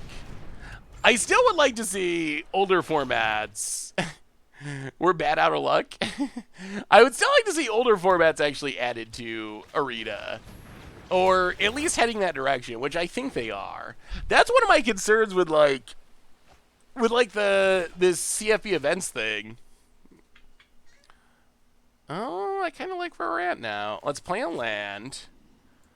This might be the game. This might be the game where it happens. Titan's Nest. So, that's one of my concerns with the CFP events thing is, like, if there's no Magic Fest and no Paper Pro Tours, and Wizards won't use Magic Online for anything, Teferi, our nemesis, then that kind of leaves us in the spot where, how do you ever play Modern, or Pioneer, or Legacy, or any other format, unless it gets on Arena? So I feel like that's something we really need to focus, Wizards really needs to focus on, is getting more formats onto Arena. Hopefully quickly. Bats off to you. We're trying. We gotta make a bat. We're not gonna play this deck and not make a bat. Once we make some bats, then we can move on. Blood Moon, please. Actually, Panharmonicon would be the reprint I would enjoy the most. Yarok's gonna be leaving. I feel like we need to have a Panharmonicon effect in Standard. You can't have a Standard format without any Panharmonicon effects. So, Panharmonicon, please. It's really hard to say because a lot of it depends on how Wizards is going to manage the format. Like, are they going to ban companions? Are they going to ban fires? If not, then weird, wacky hate cards that can somehow interact with companions would move up my reprint list. Those would probably be new cards, though, because they don't really... Panharmonicon companion. Now that's a... Oh, no! 1, 2, 3.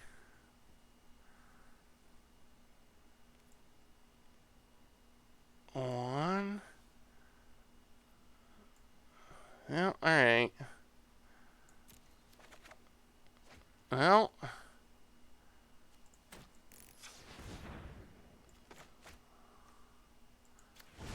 mill ourselves. Oh, no! Oh, we're still not going to make a bat. We milled 4 lands. It only works for creatures. Wow. Okay, wow. Wow. All right. So, I think this deck probably needs needs a bit of work. Serious question. Do you have as much fun playing MTG as you did 2 years ago? Is the game more fun, the same, or less fun than in 2017 or 2018? Dylan Hunter, welcome to the Fishbowl. Thank you so much for your subscription. Big super cheer for you. Thank you. Why can't I go in full control? Oh no. Oh. Wait, I want to go... Okay, full control. Resolves. House with Conqueror's Death, blah, blah, blah.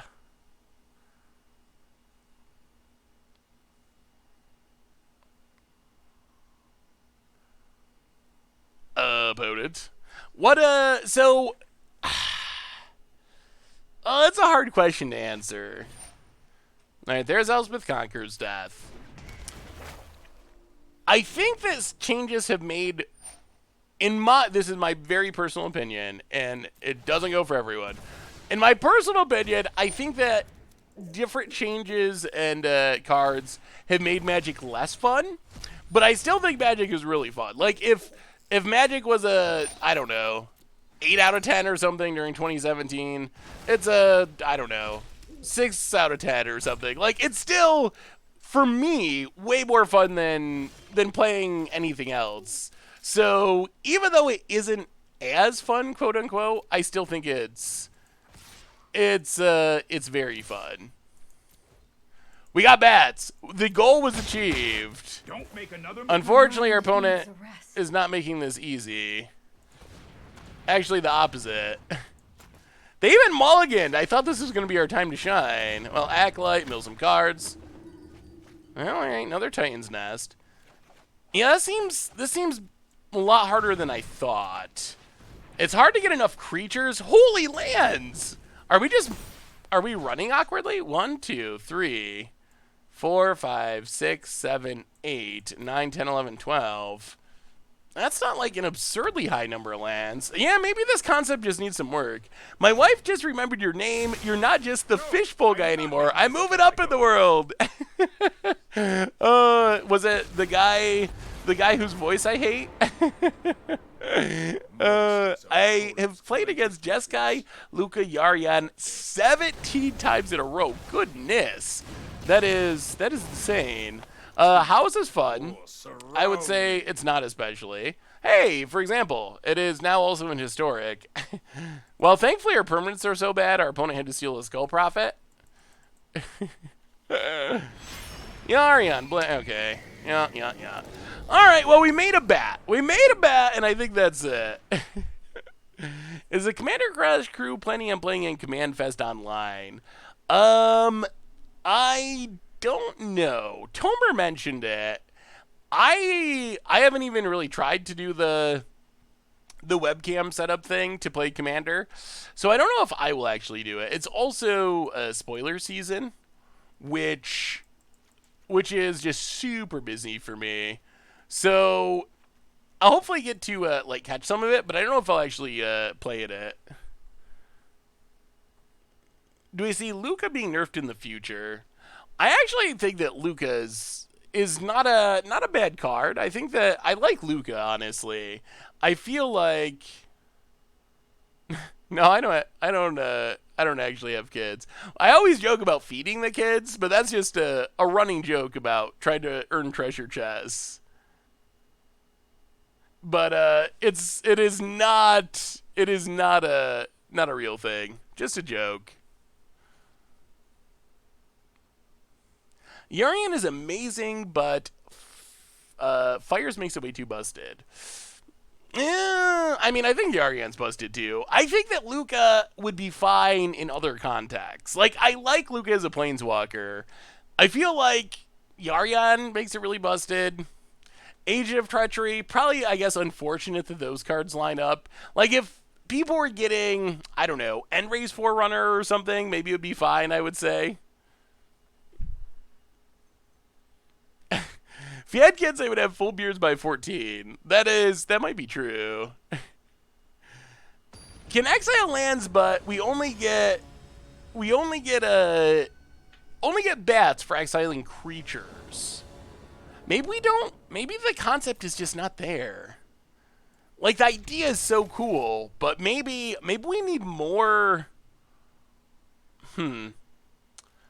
Maybe we need recursive creatures. Maybe just Titan's Nest is not the way to go with it. It's a little awkward that we don't really have stuff to spend Titan's Nest mana on. We're just kind of exiling stuff for the sake of it. Huh. Yeah, I think we'll probably end up switching it after this game and see. I feel like I like the idea of this deck, but I think it's gonna need some work to really get competitive at all. Or even, like, fun. Yeah, we haven't, and I guess that's the other thing. It's not like we've had Calvin loops going, but it seems like everyone we've played against has just been able to answer our stuff. Yeah, Squee would be sweet. We'd have to figure out how to cast.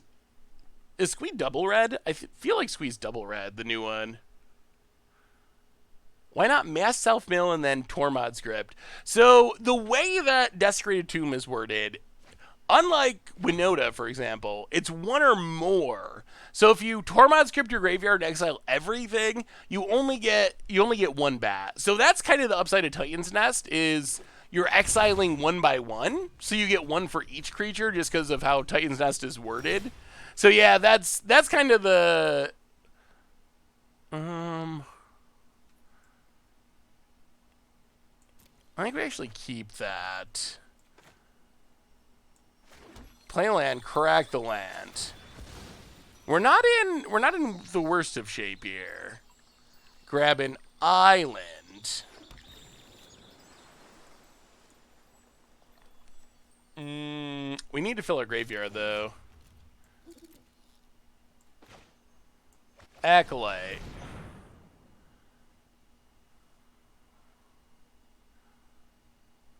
Oh, it doesn't like to auto-tap Skull Prophet, does it? Yeah, I guess we should manually tapped it. Yeah, Thief of Sanity mills the opponent. Yeah, something like Relic of Progenitus could work. Yeah, I guess we need Murderous Rider. Take Murderous Rider. Pass the turn. Keep milling with Skull Prophet. So next turn we can Agent of Treachery. Everyone's favorite. Yeah, I mean, if we find Desecrated Tomb, we can start batting a little bit. We do have some ways to fill the graveyard. There's an Omen. Well, at least we don't get Luca this turn.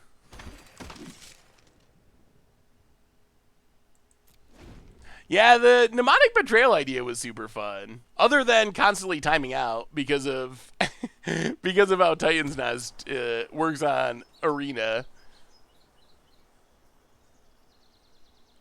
Yeah, basically the deck is all about building bats. There are like 2 Agent of Treacheries, but really it's about making bats. That's the main idea. Well, mill some cards. Come on, Desecrated Tomb. We could use a Desecrated Tomb to start batting.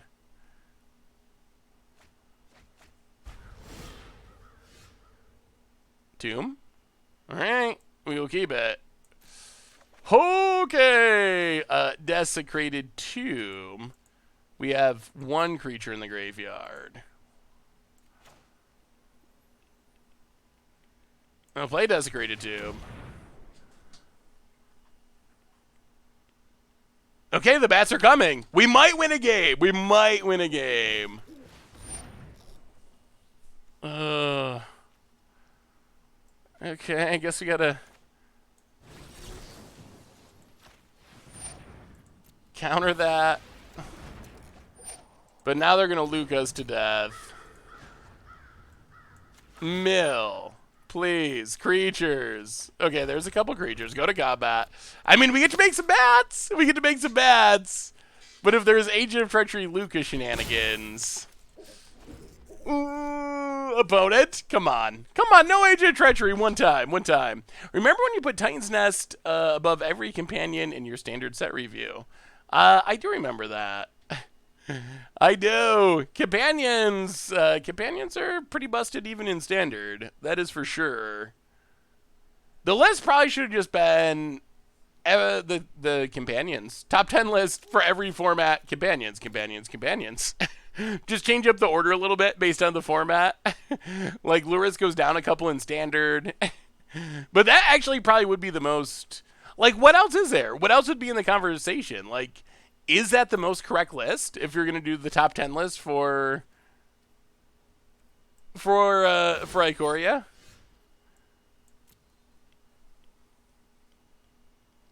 Milieu, that's a creature in the graveyard. Stitcher Supplier, that's a good one. Stitcher Supplier mills some... Okay, our deck is going to do its thing. We're going to actually do a thing. Stitcher Supplier. Mills some cards. Ugh, no creatures. We have the worst luck with that. Well, Titan's Nest, exile creature, make a bat. Okay, combo. It's a combo. Exile a Acolyte of Affliction, make a bat. 2 bats. Exile Stitcher Supplier, 3 bats. Exile Secret Keeper, 4 bats. And whatever. Well, I milled so many Mystical Disputes. Okay, so here comes the bats. It's working! It's working! That is a combo. That counts. Bat, bat, bat. Agent of Treachery. Resolve. Steal that blue source. Oh! They scared him away! Scaring away the best deck of the format! 4 bats. 4 bats is enough. Oh. Alright. Well, we actually did it. We did it! We batted them! Run it back. They scoped! It was actually a success. What are the most iconic cards in Magic? Ooh, that's actually interesting. What if we go by... Well, okay, so let's... First off, discount the Power 9. Power 9 doesn't count, because that would just win. Not counting the Power 9, most iconic by color. Let's go by color. Red, Lightning Bolt.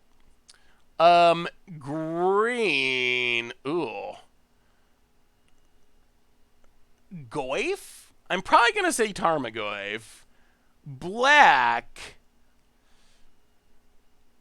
I'm going to say Dark's... I'm going to say Thoughtseize. I think... Oh, Birds of Paradise is another good one. I'm going to say Thoughtseize. You can argue Dark Ritual, but I think at this point, the early years of Magic, it would definitely be Dark Ritual. But present day, I think Thoughtseize maybe has surpassed it. So Bolt for red... Birds might be better than... Yeah, Birds might be a better choice. I'm going to go Thoughtseize over Dark Ritual. Blue... I mean, technically it's probably Counterspell. That's a little boring. Maybe Force of Will?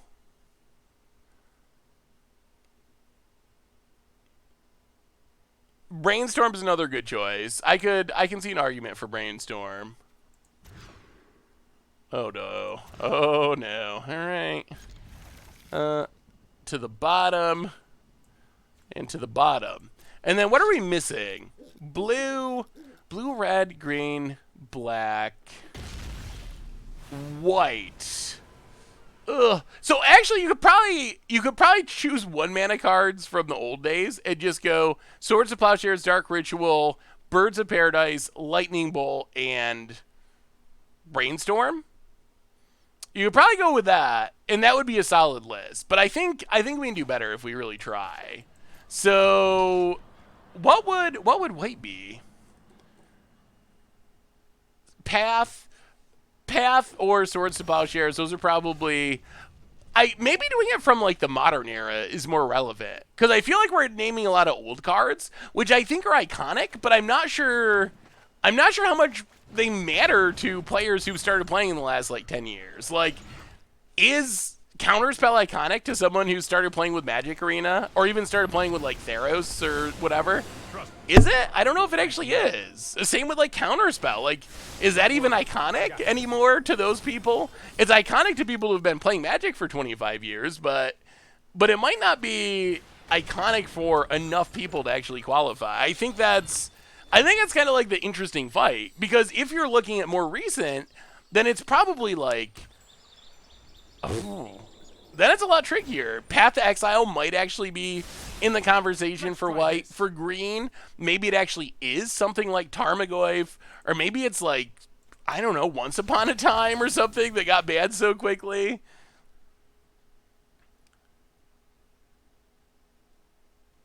Mana Tithe is on my favorites list for sure. I don't know if it counts as iconic. Best color pie breaks. It definitely would qualify for best color pie breaks. I don't even think we can attack or we can get blown out. Oh, we're in awkward shape here. Hey, Titan's Nest. If we attack, they can Omen and kill our stuff. Oh, Mystical Dispute. Alright, sure, pass the turn. What about, for colorless cards that are not in the Power 9, probably Soul Ring. Opponent, no. For shame. For shame. Am I going to play the open? I don't know. If I do, I might do like a run. The best of one aspect really sort of turns me off. What about colorless cards not in the modern era? I've got it. It might be Mox Opal, but now Mox Opal's banned. Soaring is an old card, although I feel like even newer players know it because it's in every commander deck. So I feel like that's one that, unlike maybe, well, I guess Swords to Plowshares and Counterspell see commander play, but Soaring is just so omnipresent in commander that I feel like it overcomes some of the limitations. Vial's a good choice. Ravager's another good one. I guess if you want to go even more recent, Hangerback Walker or Walking Ballista. I guess Ballista probably beats Hangerback Walker. Well, alright, we get our Titan's Nest back, although Teferis and Yariods and all that stuff. Did you see the ban announcement for next week, Standard and Historic, with them also addressing the companion mechanic? Ooh. Ooh. Wait, was this actually announced?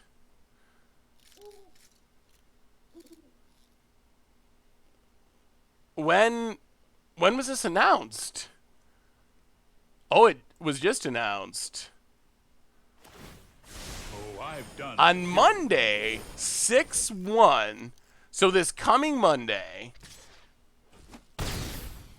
there will be an update to the banner restricted list impacting Standard and Historic that will also address the companion mechanic.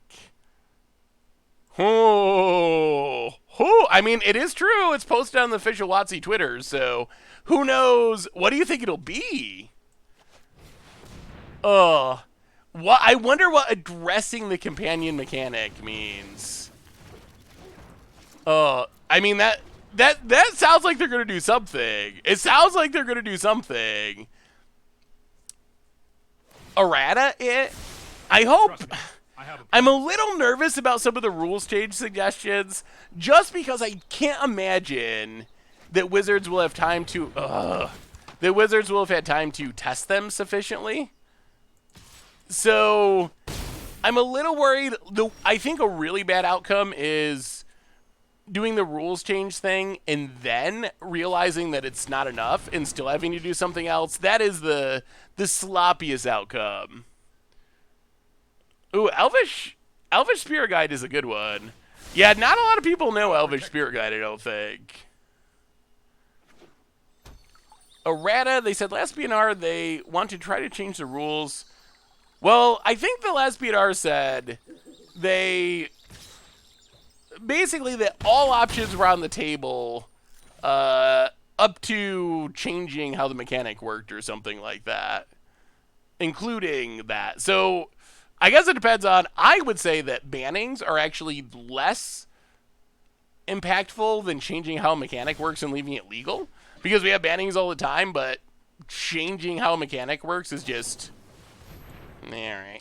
But changing how a mechanic works is just not something that is done in Magic. So that actually seems like the harsher option. Cobra, welcome to the Fishbowl. Thank you so much for your subscription. Big super cheer for you. Thank you. Huh. I mean, it's gotta be something big. It's got to.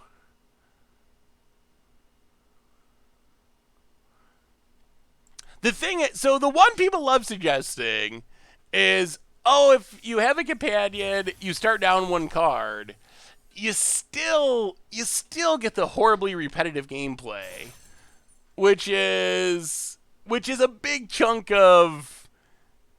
They're just companions are really like the perfect storm of horrible. It's really amazing how many ways they are bad. Like that's kind of the thing. They're like, they are card advantage, but if you get rid of the extra card in hand, they're still all like god awful repetitive. So you see them on turn 3 every single game and they do the same thing every time. So that doesn't really solve that problem. I still think I would just prefer, if I was in control, just ban his companion. Just erase the actual mechanic from the cards and let people play him in main decks, let him do whatever, but just get rid of the actual companion mechanic. Because I feel there's like 3 or 4 different ways that the mechanic is just so awkward. Would things like mana burn and damage on the stack count as changing a mechanic? I think I would consider that a rules change more than a change of a mechanic.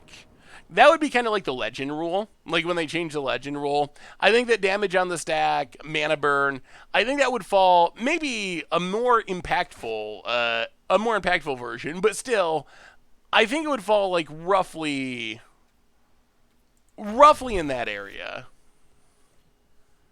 Would companions be bad if they didn't have hybrid mana? That was one of the interesting things from reading one of Marrow's articles. It sounds like the initial companions were 5 rare and 5 uncommon, and were all mono-colored, and the uncommon ones were designed for limited.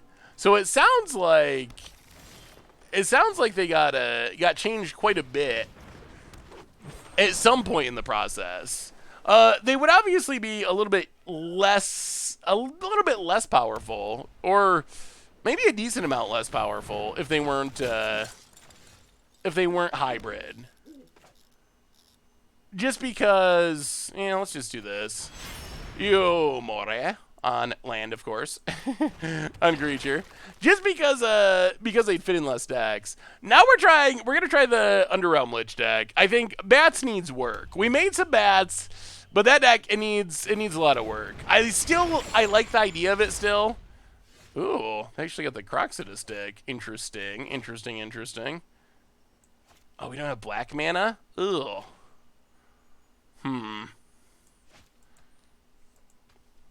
Opponent's full-on jank mode for sure. Well,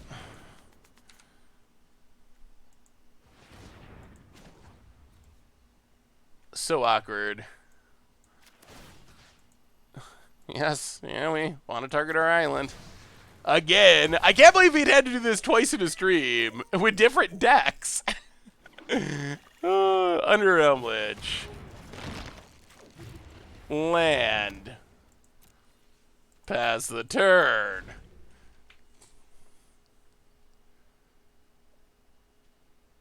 What do you think of the Planeswalker Legend rule? Is it good? Yeah. I don't mind the... Oh, come on. Oh, Dire! What is happening in the... Wow. Whoa, the pile of jank! This is going wrong in so many different ways. Okay, yeah. Sure, 13. Ziggurat. That doesn't actually help us cast our removal. Well, play you. Wow, opponent's on a weird pile of magic cards.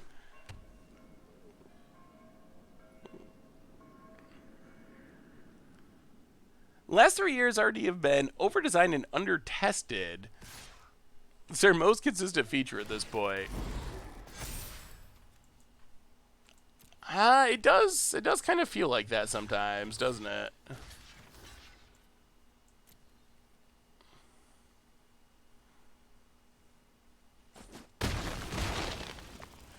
Alright, so Karaxa down for now.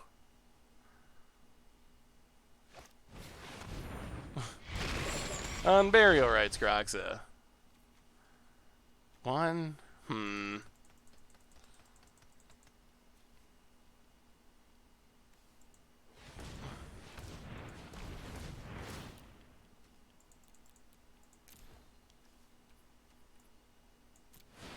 Saglanor. Get Uro. Breeding Pool tapped. Pass the turn. Alright, 2 can play at that game. Flag.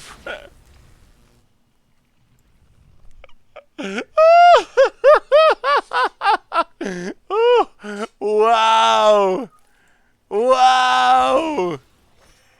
Opponent's Max Jank. Max Jank. Wow. Okay.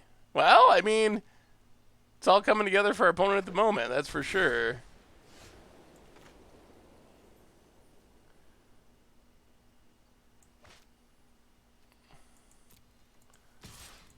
Well, tag with her, draw a card, gain some life. It's a land. Put the land into play.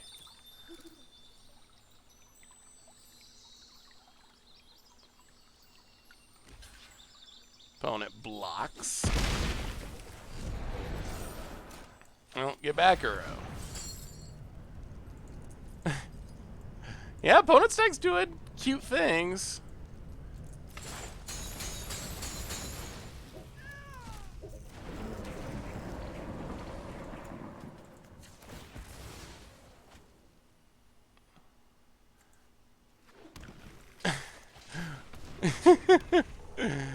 Oh, pass the turn. Yeah, we're probably dead. Every time I see Goldfinch draw Emerald Grazer in the late game, I just have to laugh. Well, all right, yeah, that's a good one. Opponent gets in, hits us for a ton.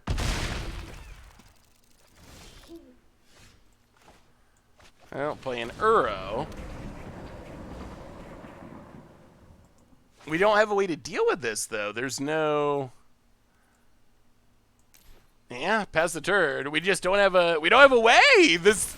Boy, what does our opponent do with if they don't draw Tikali Honor Guard?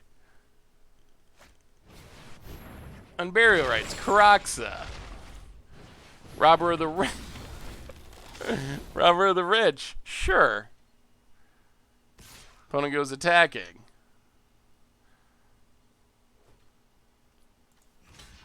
I guess we block and block. Yeah, I think they just got us. Well, good to see Jank working.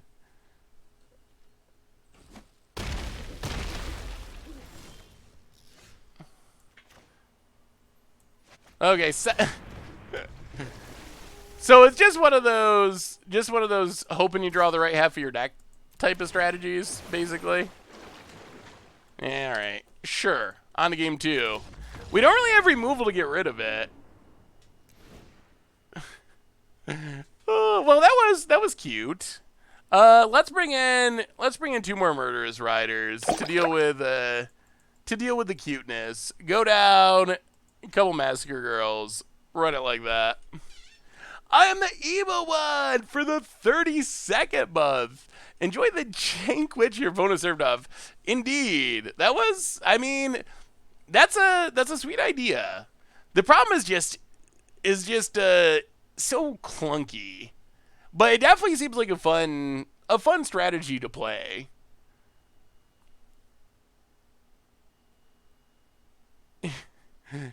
You know what beats Winota? Slapping them with a fish.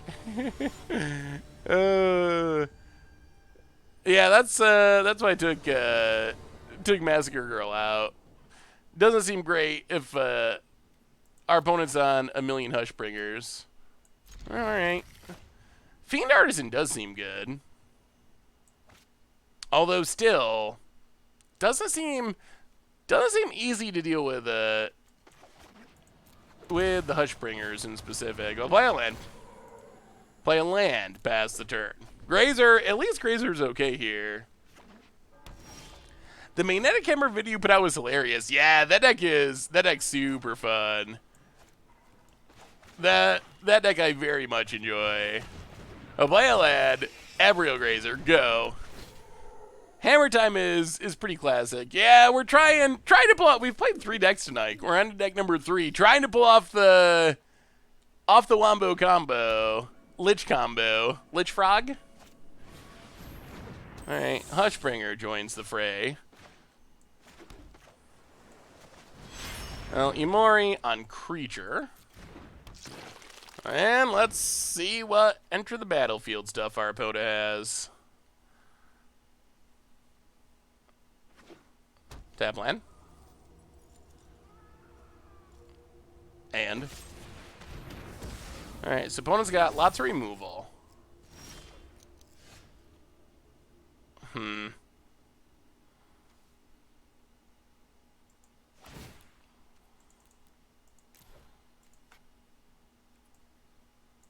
I think we sack a Grazer.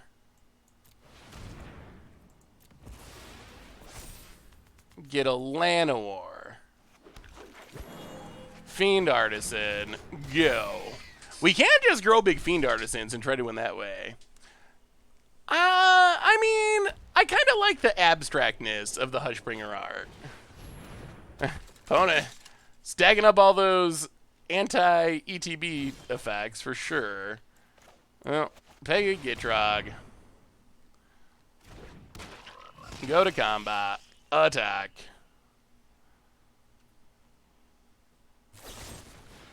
Whew! Alright, yeah. Well, take a, or chump opponent. Fiend Artisan's a pretty powerful magic card. Opponent down to 12. Alright, what do you have, opponent? It better be good. Kroxa, meh. Plays a land. Cracks it. Only 2 cards in hand. Well, opponents had the removal, but I don't know if it's enough. I kind of like the Hushbringer. I kind of do. Well, we will murder Kroxa.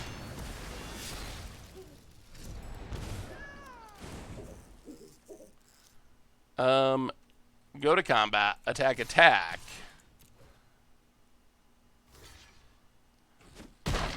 Opponent's chump block mode.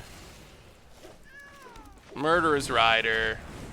Alright, I think we got him this time. Ashiok. Okay. Mills themselves. So they are playing 1,000,000 Hushbringers, as many as possible. Yeah, we were talking about the BNR update. Definitely very interesting. I am not sure what to expect. Earl art is a little confusing too. Kroxa is fairly straightforward, I guess.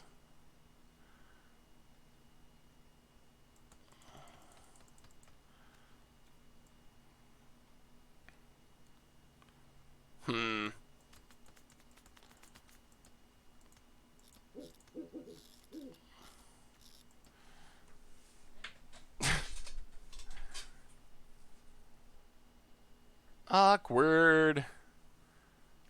So apparently Ashiok's a card people play in this format. What do we do about this? 3 mana sorcery speed activation to get your companion.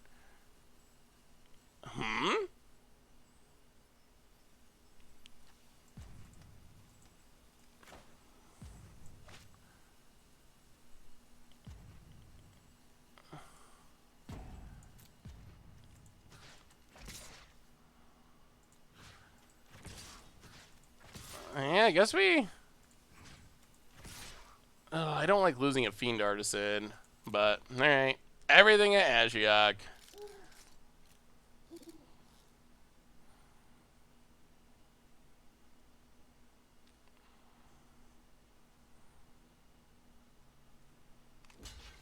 Alright. Ashiok down. So, that was annoying. Oh, wait. Okay. Ashiok down. So, annoying, but we survived. Play the land, pass the turn. Alright, opponent. Do your worst, do your worst. Here comes Kroxa.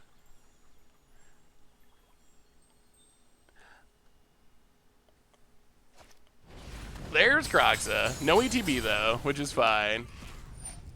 This is a Gitrog monster combo deck. Another Hushbringer.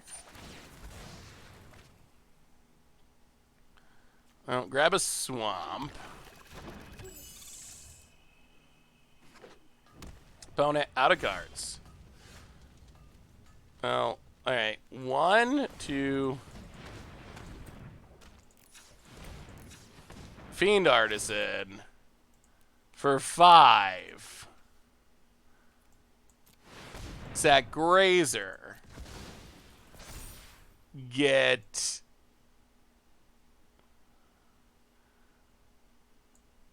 Gitrog monster.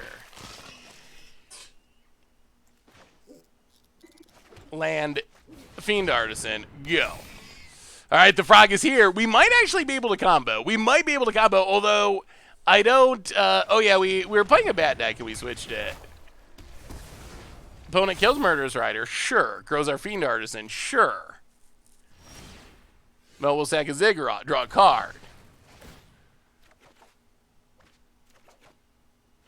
1. Alright. Well, 1, 2, 3, 4, 5. Oh, we're a mana short from comboing, but that's fine. All right, we will sack Land and War Elves. We can't actually win, though, because... we can't actually win because we can't trigger Thassa's Oracle. We can draw our deck in the future. Underrealm Lich added to the pile.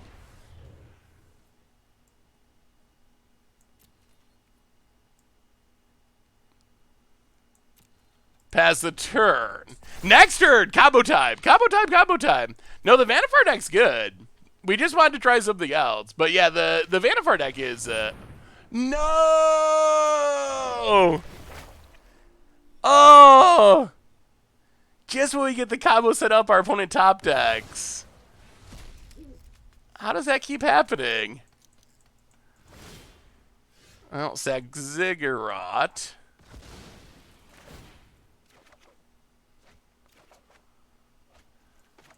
Fabled Passage. Crack Fabled Passage.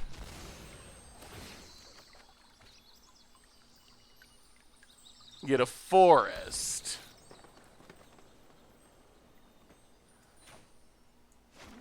Okay, okay. 1, 2, 3, 4, 5, 6.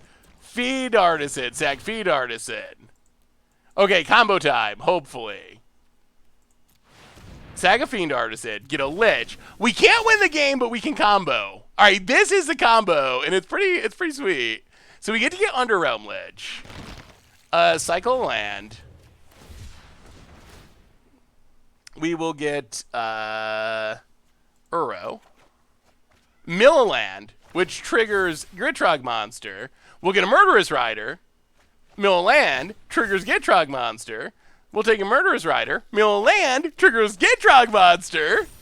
Mill a 2 lands, trigger Gitrog Monster.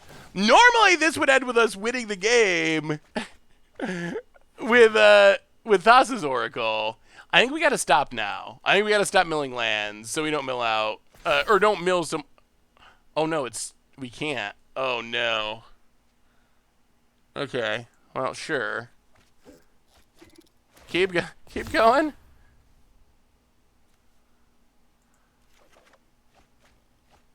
Okay. Okay, we put an end to it. We put an end to it. Well, we would put our position where we can't win.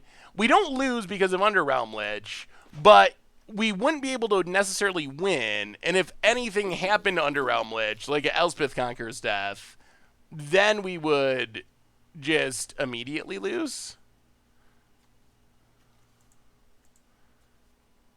I don't want to discard a land. We gotta avoid discarding lands at the moment.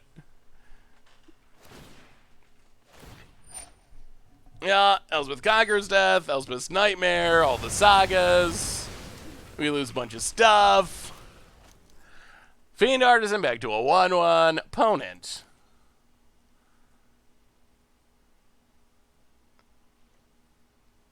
Passing.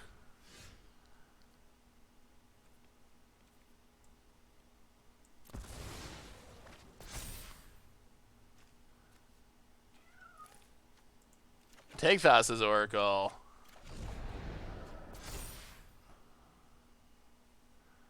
One, two, three, four. Uro. Play Watery Grave.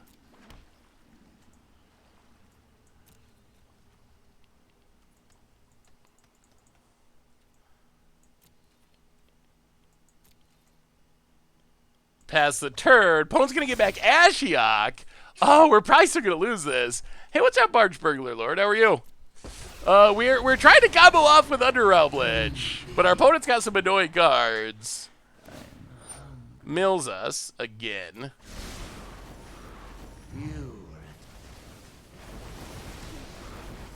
Well, we'll see. These Ashioks are super annoying. Oh my god. Oh my god. Opponent.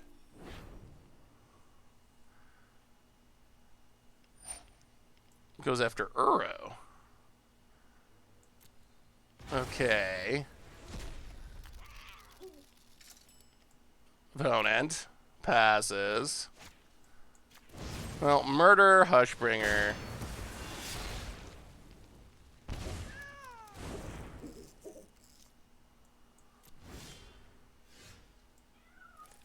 Take a Thassa's Oracle.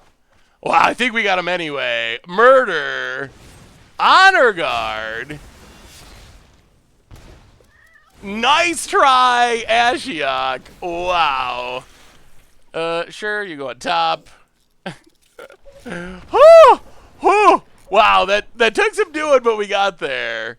So the idea of this deck, we talked about it at the beginning of the stream, but if you just got there, that's the main combo of the deck. Ideally, you're not playing against Hushbringer Tribal, because what you want to do is basically, if you can get an Underrealm Lich and Gitrog on the monster, and a Gitrog on the battlefield, and start triggering, like get your first land in the graveyard or draw a card so it triggers Lich to let you mill 2 cards and draw a card. Hopefully you mill a land, which mathematically you should usually, and that's going to trigger Gitrog to draw a card, which triggers Lich, which mills more cards. So then you go through your entire deck. Then at the end of that, you just play Thassa's Oracle. The problem is that our opponent is playing all those Hushbringers, which is actually really annoying because it shuts down our win condition. So that's kind of the main problem.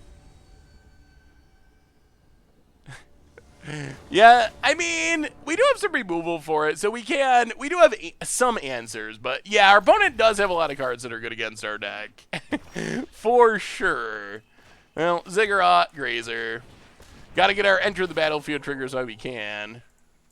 Actually, I think we're kind of hoping our opponent just plays Hushbringer and we can play Uro and just go to town. Come on, Hushbring us. Hushbring us, opponent. Opponent refuses. Opponent, where's your sense of adventure? Yeah, we keep switching decks. I will update it.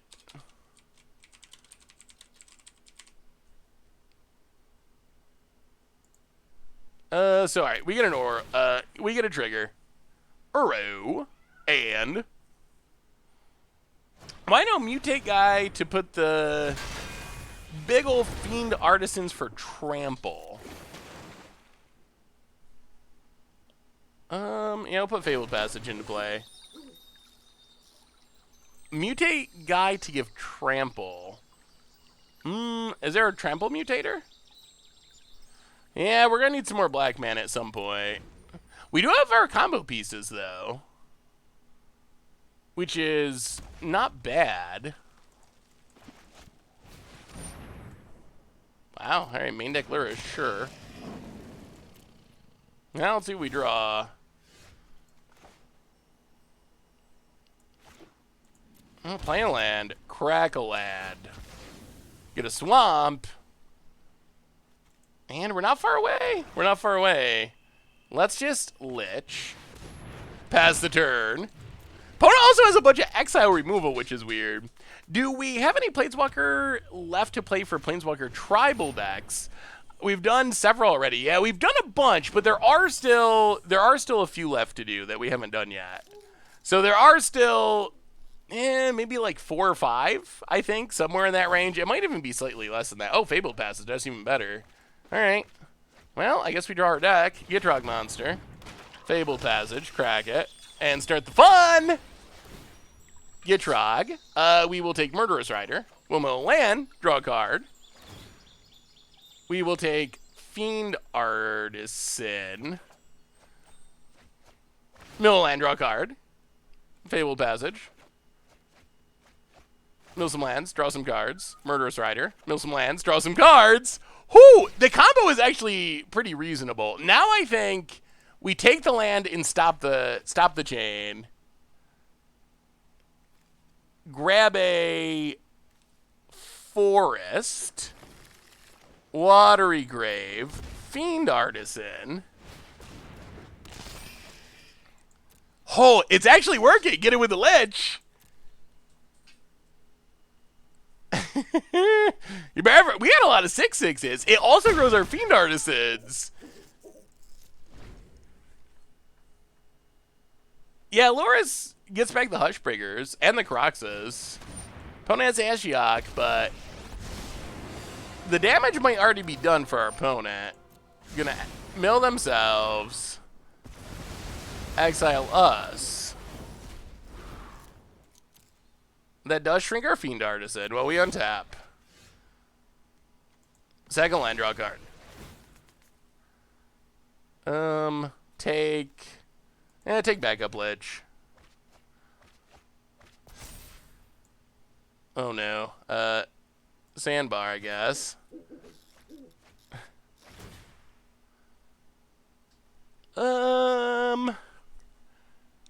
Murderous Rider. This deck actually feels really powerful. We actually do have Brokos. We actually do have Brokos in the sideboard. Possibly we should have brought it in. It does get around the Hushbringer style effects. Can we win the game here? 1, 2, 3. Boy, we can try 20 cards. I think we're gonna go for it. Fabled Passage. We don't get to search for a land, but we get to trigger Gitrog. We get Ghost Quarter. So we just need to mill the rest of our... Oh. Alright. That doesn't work. Well, go to combat. Ashiok, Ashiok, Ashiok.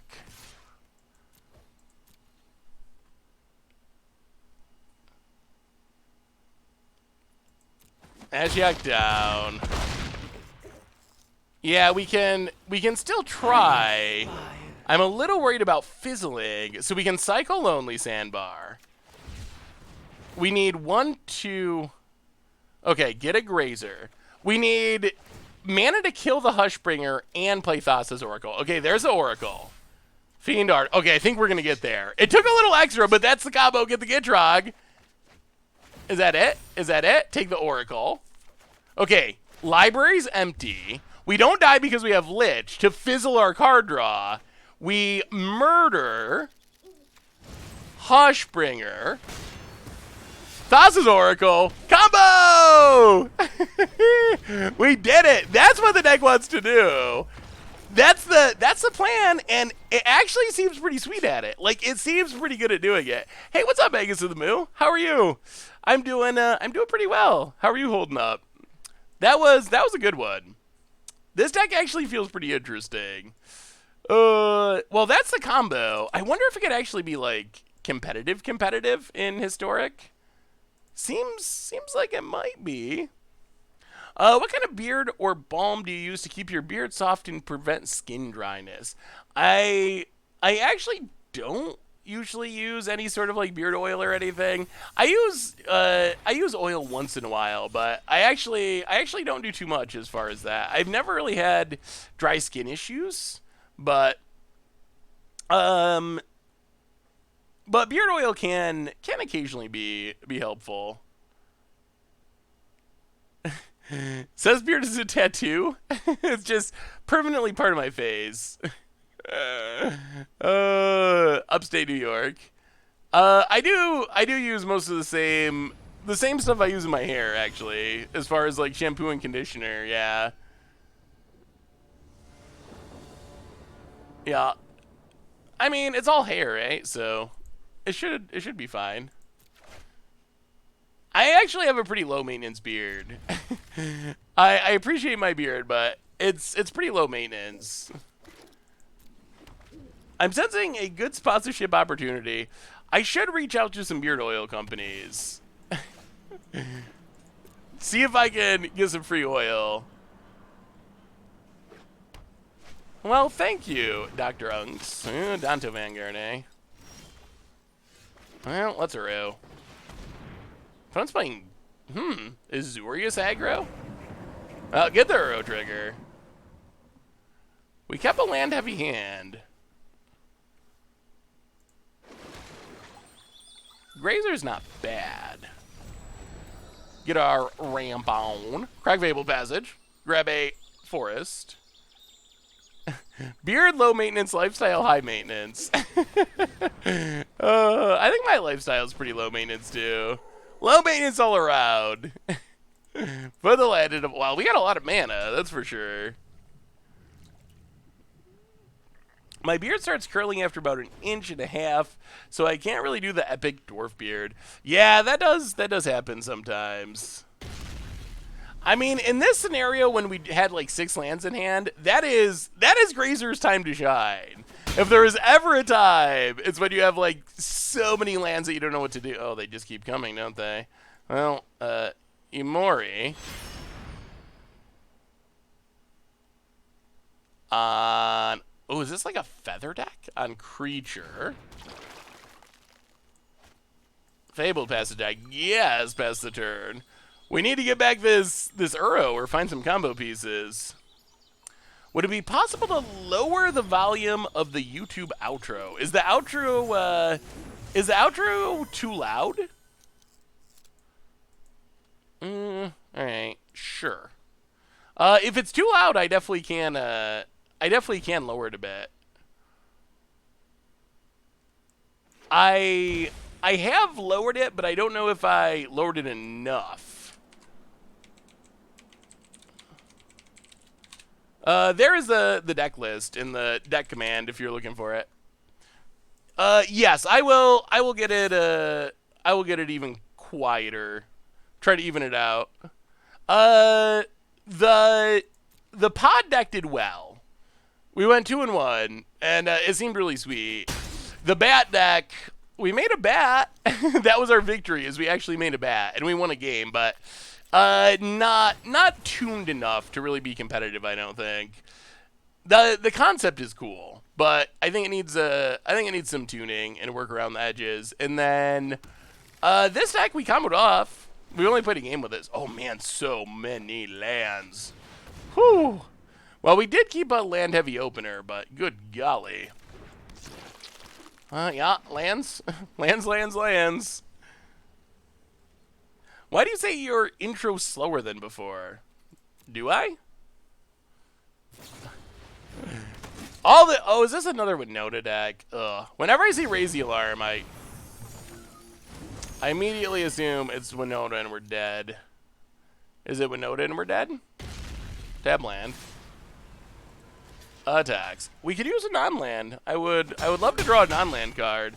I guess I didn't realize I was saying it slower. We did make 3 bats. That's a victory. Alright guys, I think it's time to go to sleep. Thanks for the stream. Hey, see you, Stally Sal. We'll be back on Thursday to have some more fun. So have a wonderful evening and hopefully see you Thursday. Imori, again, can we stick it for once about it? Stop borrowing.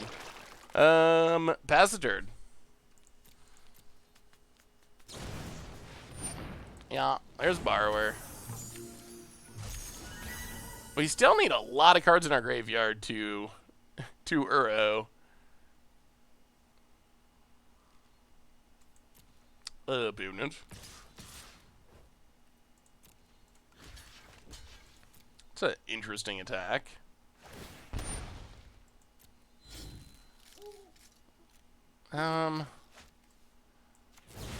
Yeah, let's murder the Borrower. Yeah, with being stuck inside, it does kind of make you lose time. 1 day and 1 hour just kind of blends into the next day or hour. About it. You got a Bone Crusher? Yeah. Well, Imori goes to the graveyard. Legion War Boss. Ooh, Gitrog Monster. Well, play the Frog.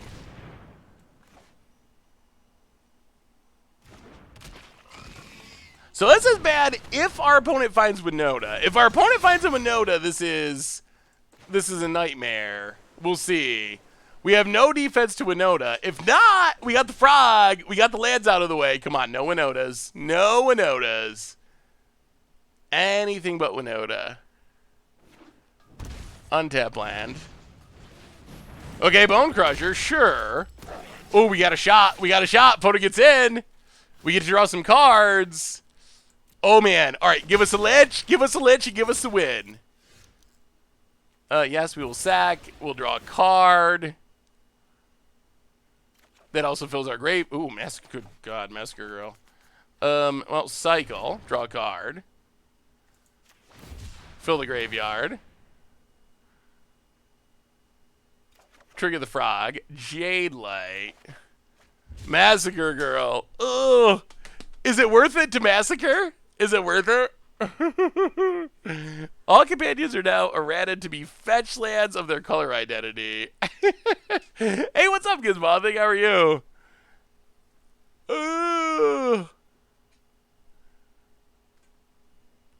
We would wipe out everything. We would lose our frog. I mean, it is the safest play. Go to combat. Attack.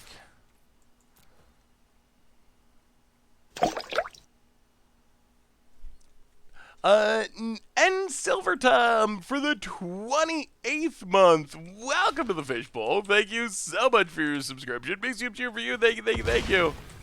Yeah, Vanguard, it's -1, so it will still end up dying. Yeah, let's massacre it.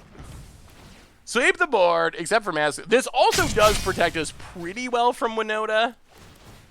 I guess our opponent can flash in Brazen Bar and get one trigger, but still close. Close to defended.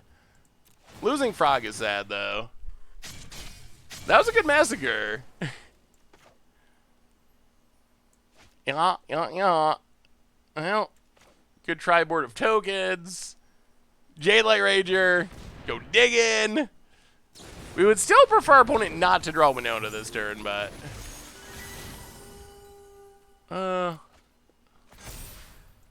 Graveyard. Your go. Yeah, Massacre Girl usually is like 5 mana, Wrath. It depends on the matchup. Oh, there's a Lich too. It depends on the matchup to some extent, but it's usually fairly close to that. Hit ya. To 8.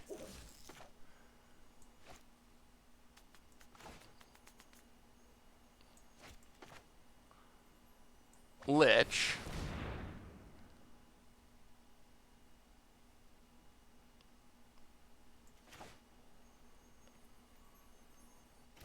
Uro. Well, as long as we don't get Winota, we should be good. Draw some cards, trigger Lich. Yeah, Vanguard can prevent damage, but since Massacre Girl gives -1/-1. Alright, gonna bounce the Lich. Boy, they've drawn a lot of Brazen Borrowers. Well, I mean, if they top deck Winota, we're still in trouble, potentially. Put a land into play. Alright, no Winota, please. Untap land. Angrass Marauders. Hits us to 1. Oh my god, it is Winota. Wow. That was so close. Wow, that was close. I took a crack at Saltate Bats and I'm having a blast using Earl to make bats. Yeah, that Uro sounds like a good option for that deck. That might be the upgrade we're looking for. All right. Well, we survived that one just barely. Winota, when they don't draw Winota, is a lot worse. Oh, we better hope we have our Murderous Riders on time. Ooh, Uro and Karaxa, and the Bats, and the Hushbringers. Just every deck that we played with or against tonight. Smash them together. 80 cards, so you have Yarion. Until next Monday. Oh, Winota Companion would be so busted. Oh, good lord. Yeah, that would not be good. That would not be good for anyone. Please, no. Yeah, alright, sure. We got a removal spell to deal with Winota, so we'll take it.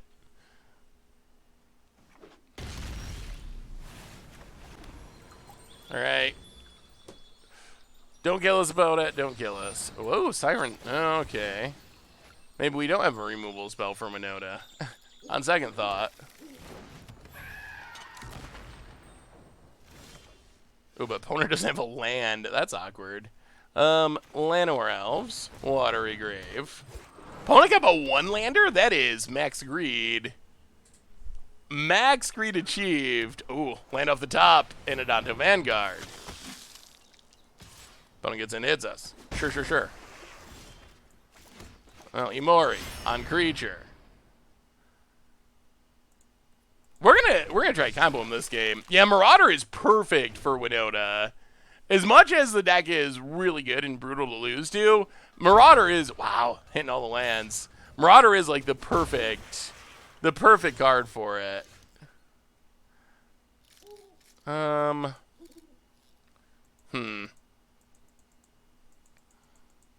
we can't actually stop it, can we? That's really awkward.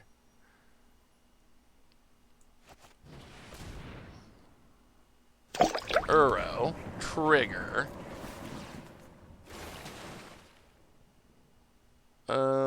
Land, untapped. Jade Light Ranger, trigger. Bloodstasis! Thanks for the resub for the 20th month. Welcome to the Fishbowl. Thank you so much for your subscription. Big super cheer for you. Thank you. Yeah, Graveyard Uro.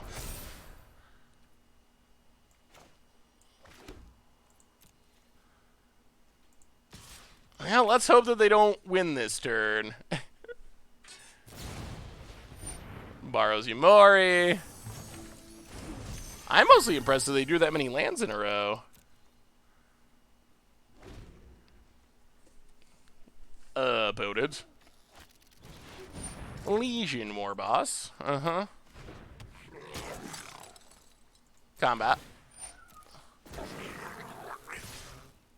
Well, kill the goblin. Take our beads. Cowie combo. It's close to 3 in the morning here. I have to get going. Nice. Have a nice evening. Fog Nightbreaker, thank you so much for hanging out. I definitely appreciate it. Have a wonderful evening, and hopefully see you on Thursday. Well, cycle. Untap.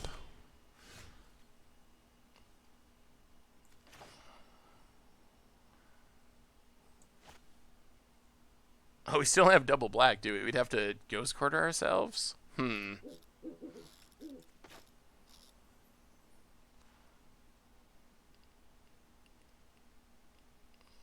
Well, play Fiend Artisan. Tranquil Thicket.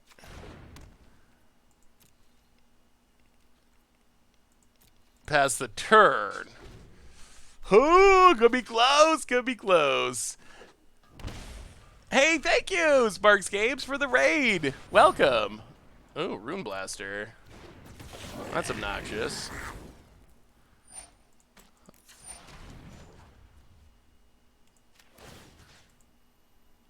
Hell, okay.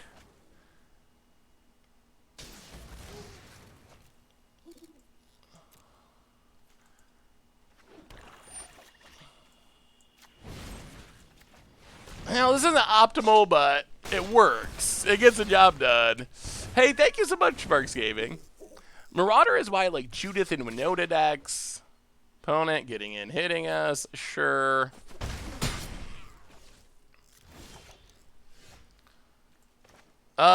We still didn't have 2 black sources, period. Was kind of the issue.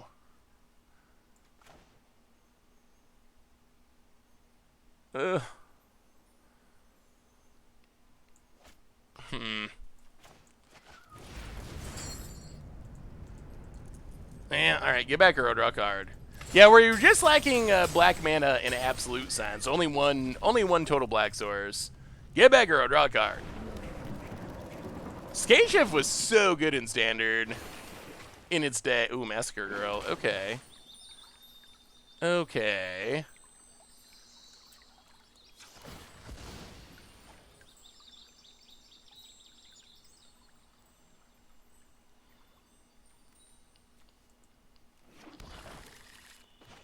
Alright. Run it out. I mean, we're still very dead to Winota. So we gotta hope our opponent does not have that.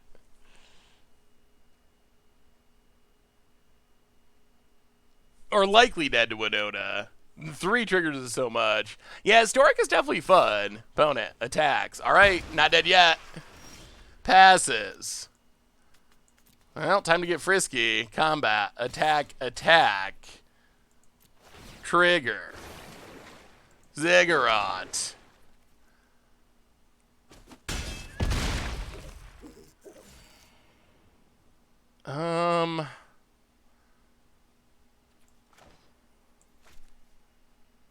What do we do? We could Massacre Girl and lose our board, but wreck our opponent. 1, 2, 3, 4, 5. Oh, is it worth it? I'm still just afraid of losing, like straight up losing. I think we're gonna Massacre Girl. I think that's our safest play.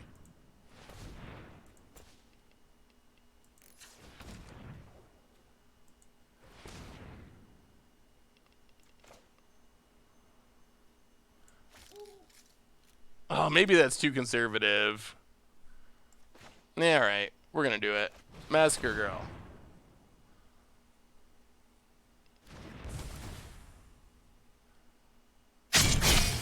Like, I feel like the only way we lose is to Winota. Like, that is the one way I feel like we can lose the game. So even though we're killing more of our stuff than our opponent's stuff, I think that it's fine in a weird way. Because we can still recast our graveyard stuff. We still have a pretty good hand. We can run out an Oracle. There's still a risk that our opponent just makes tokens and kills us, but ooh, there's the frog. All right, your go. Combo set up for a tutor. Oh, there's Raise the Alarm. Oh man, they still got a shot. Rune Blaster. All right, not dead yet. Staying alive, staying alive. Vote it. Blows up a land. Sure.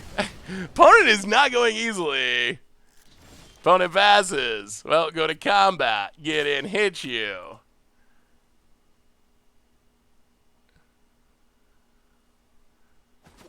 Opponent takes it to 4. You Mori on creature. Uro, trigger. Land. Alright. No Winota! No Winota! Anything but Winota. Opponent. Oh, I got the GGs. Whoo! Well, I actually think this deck's pretty sweet.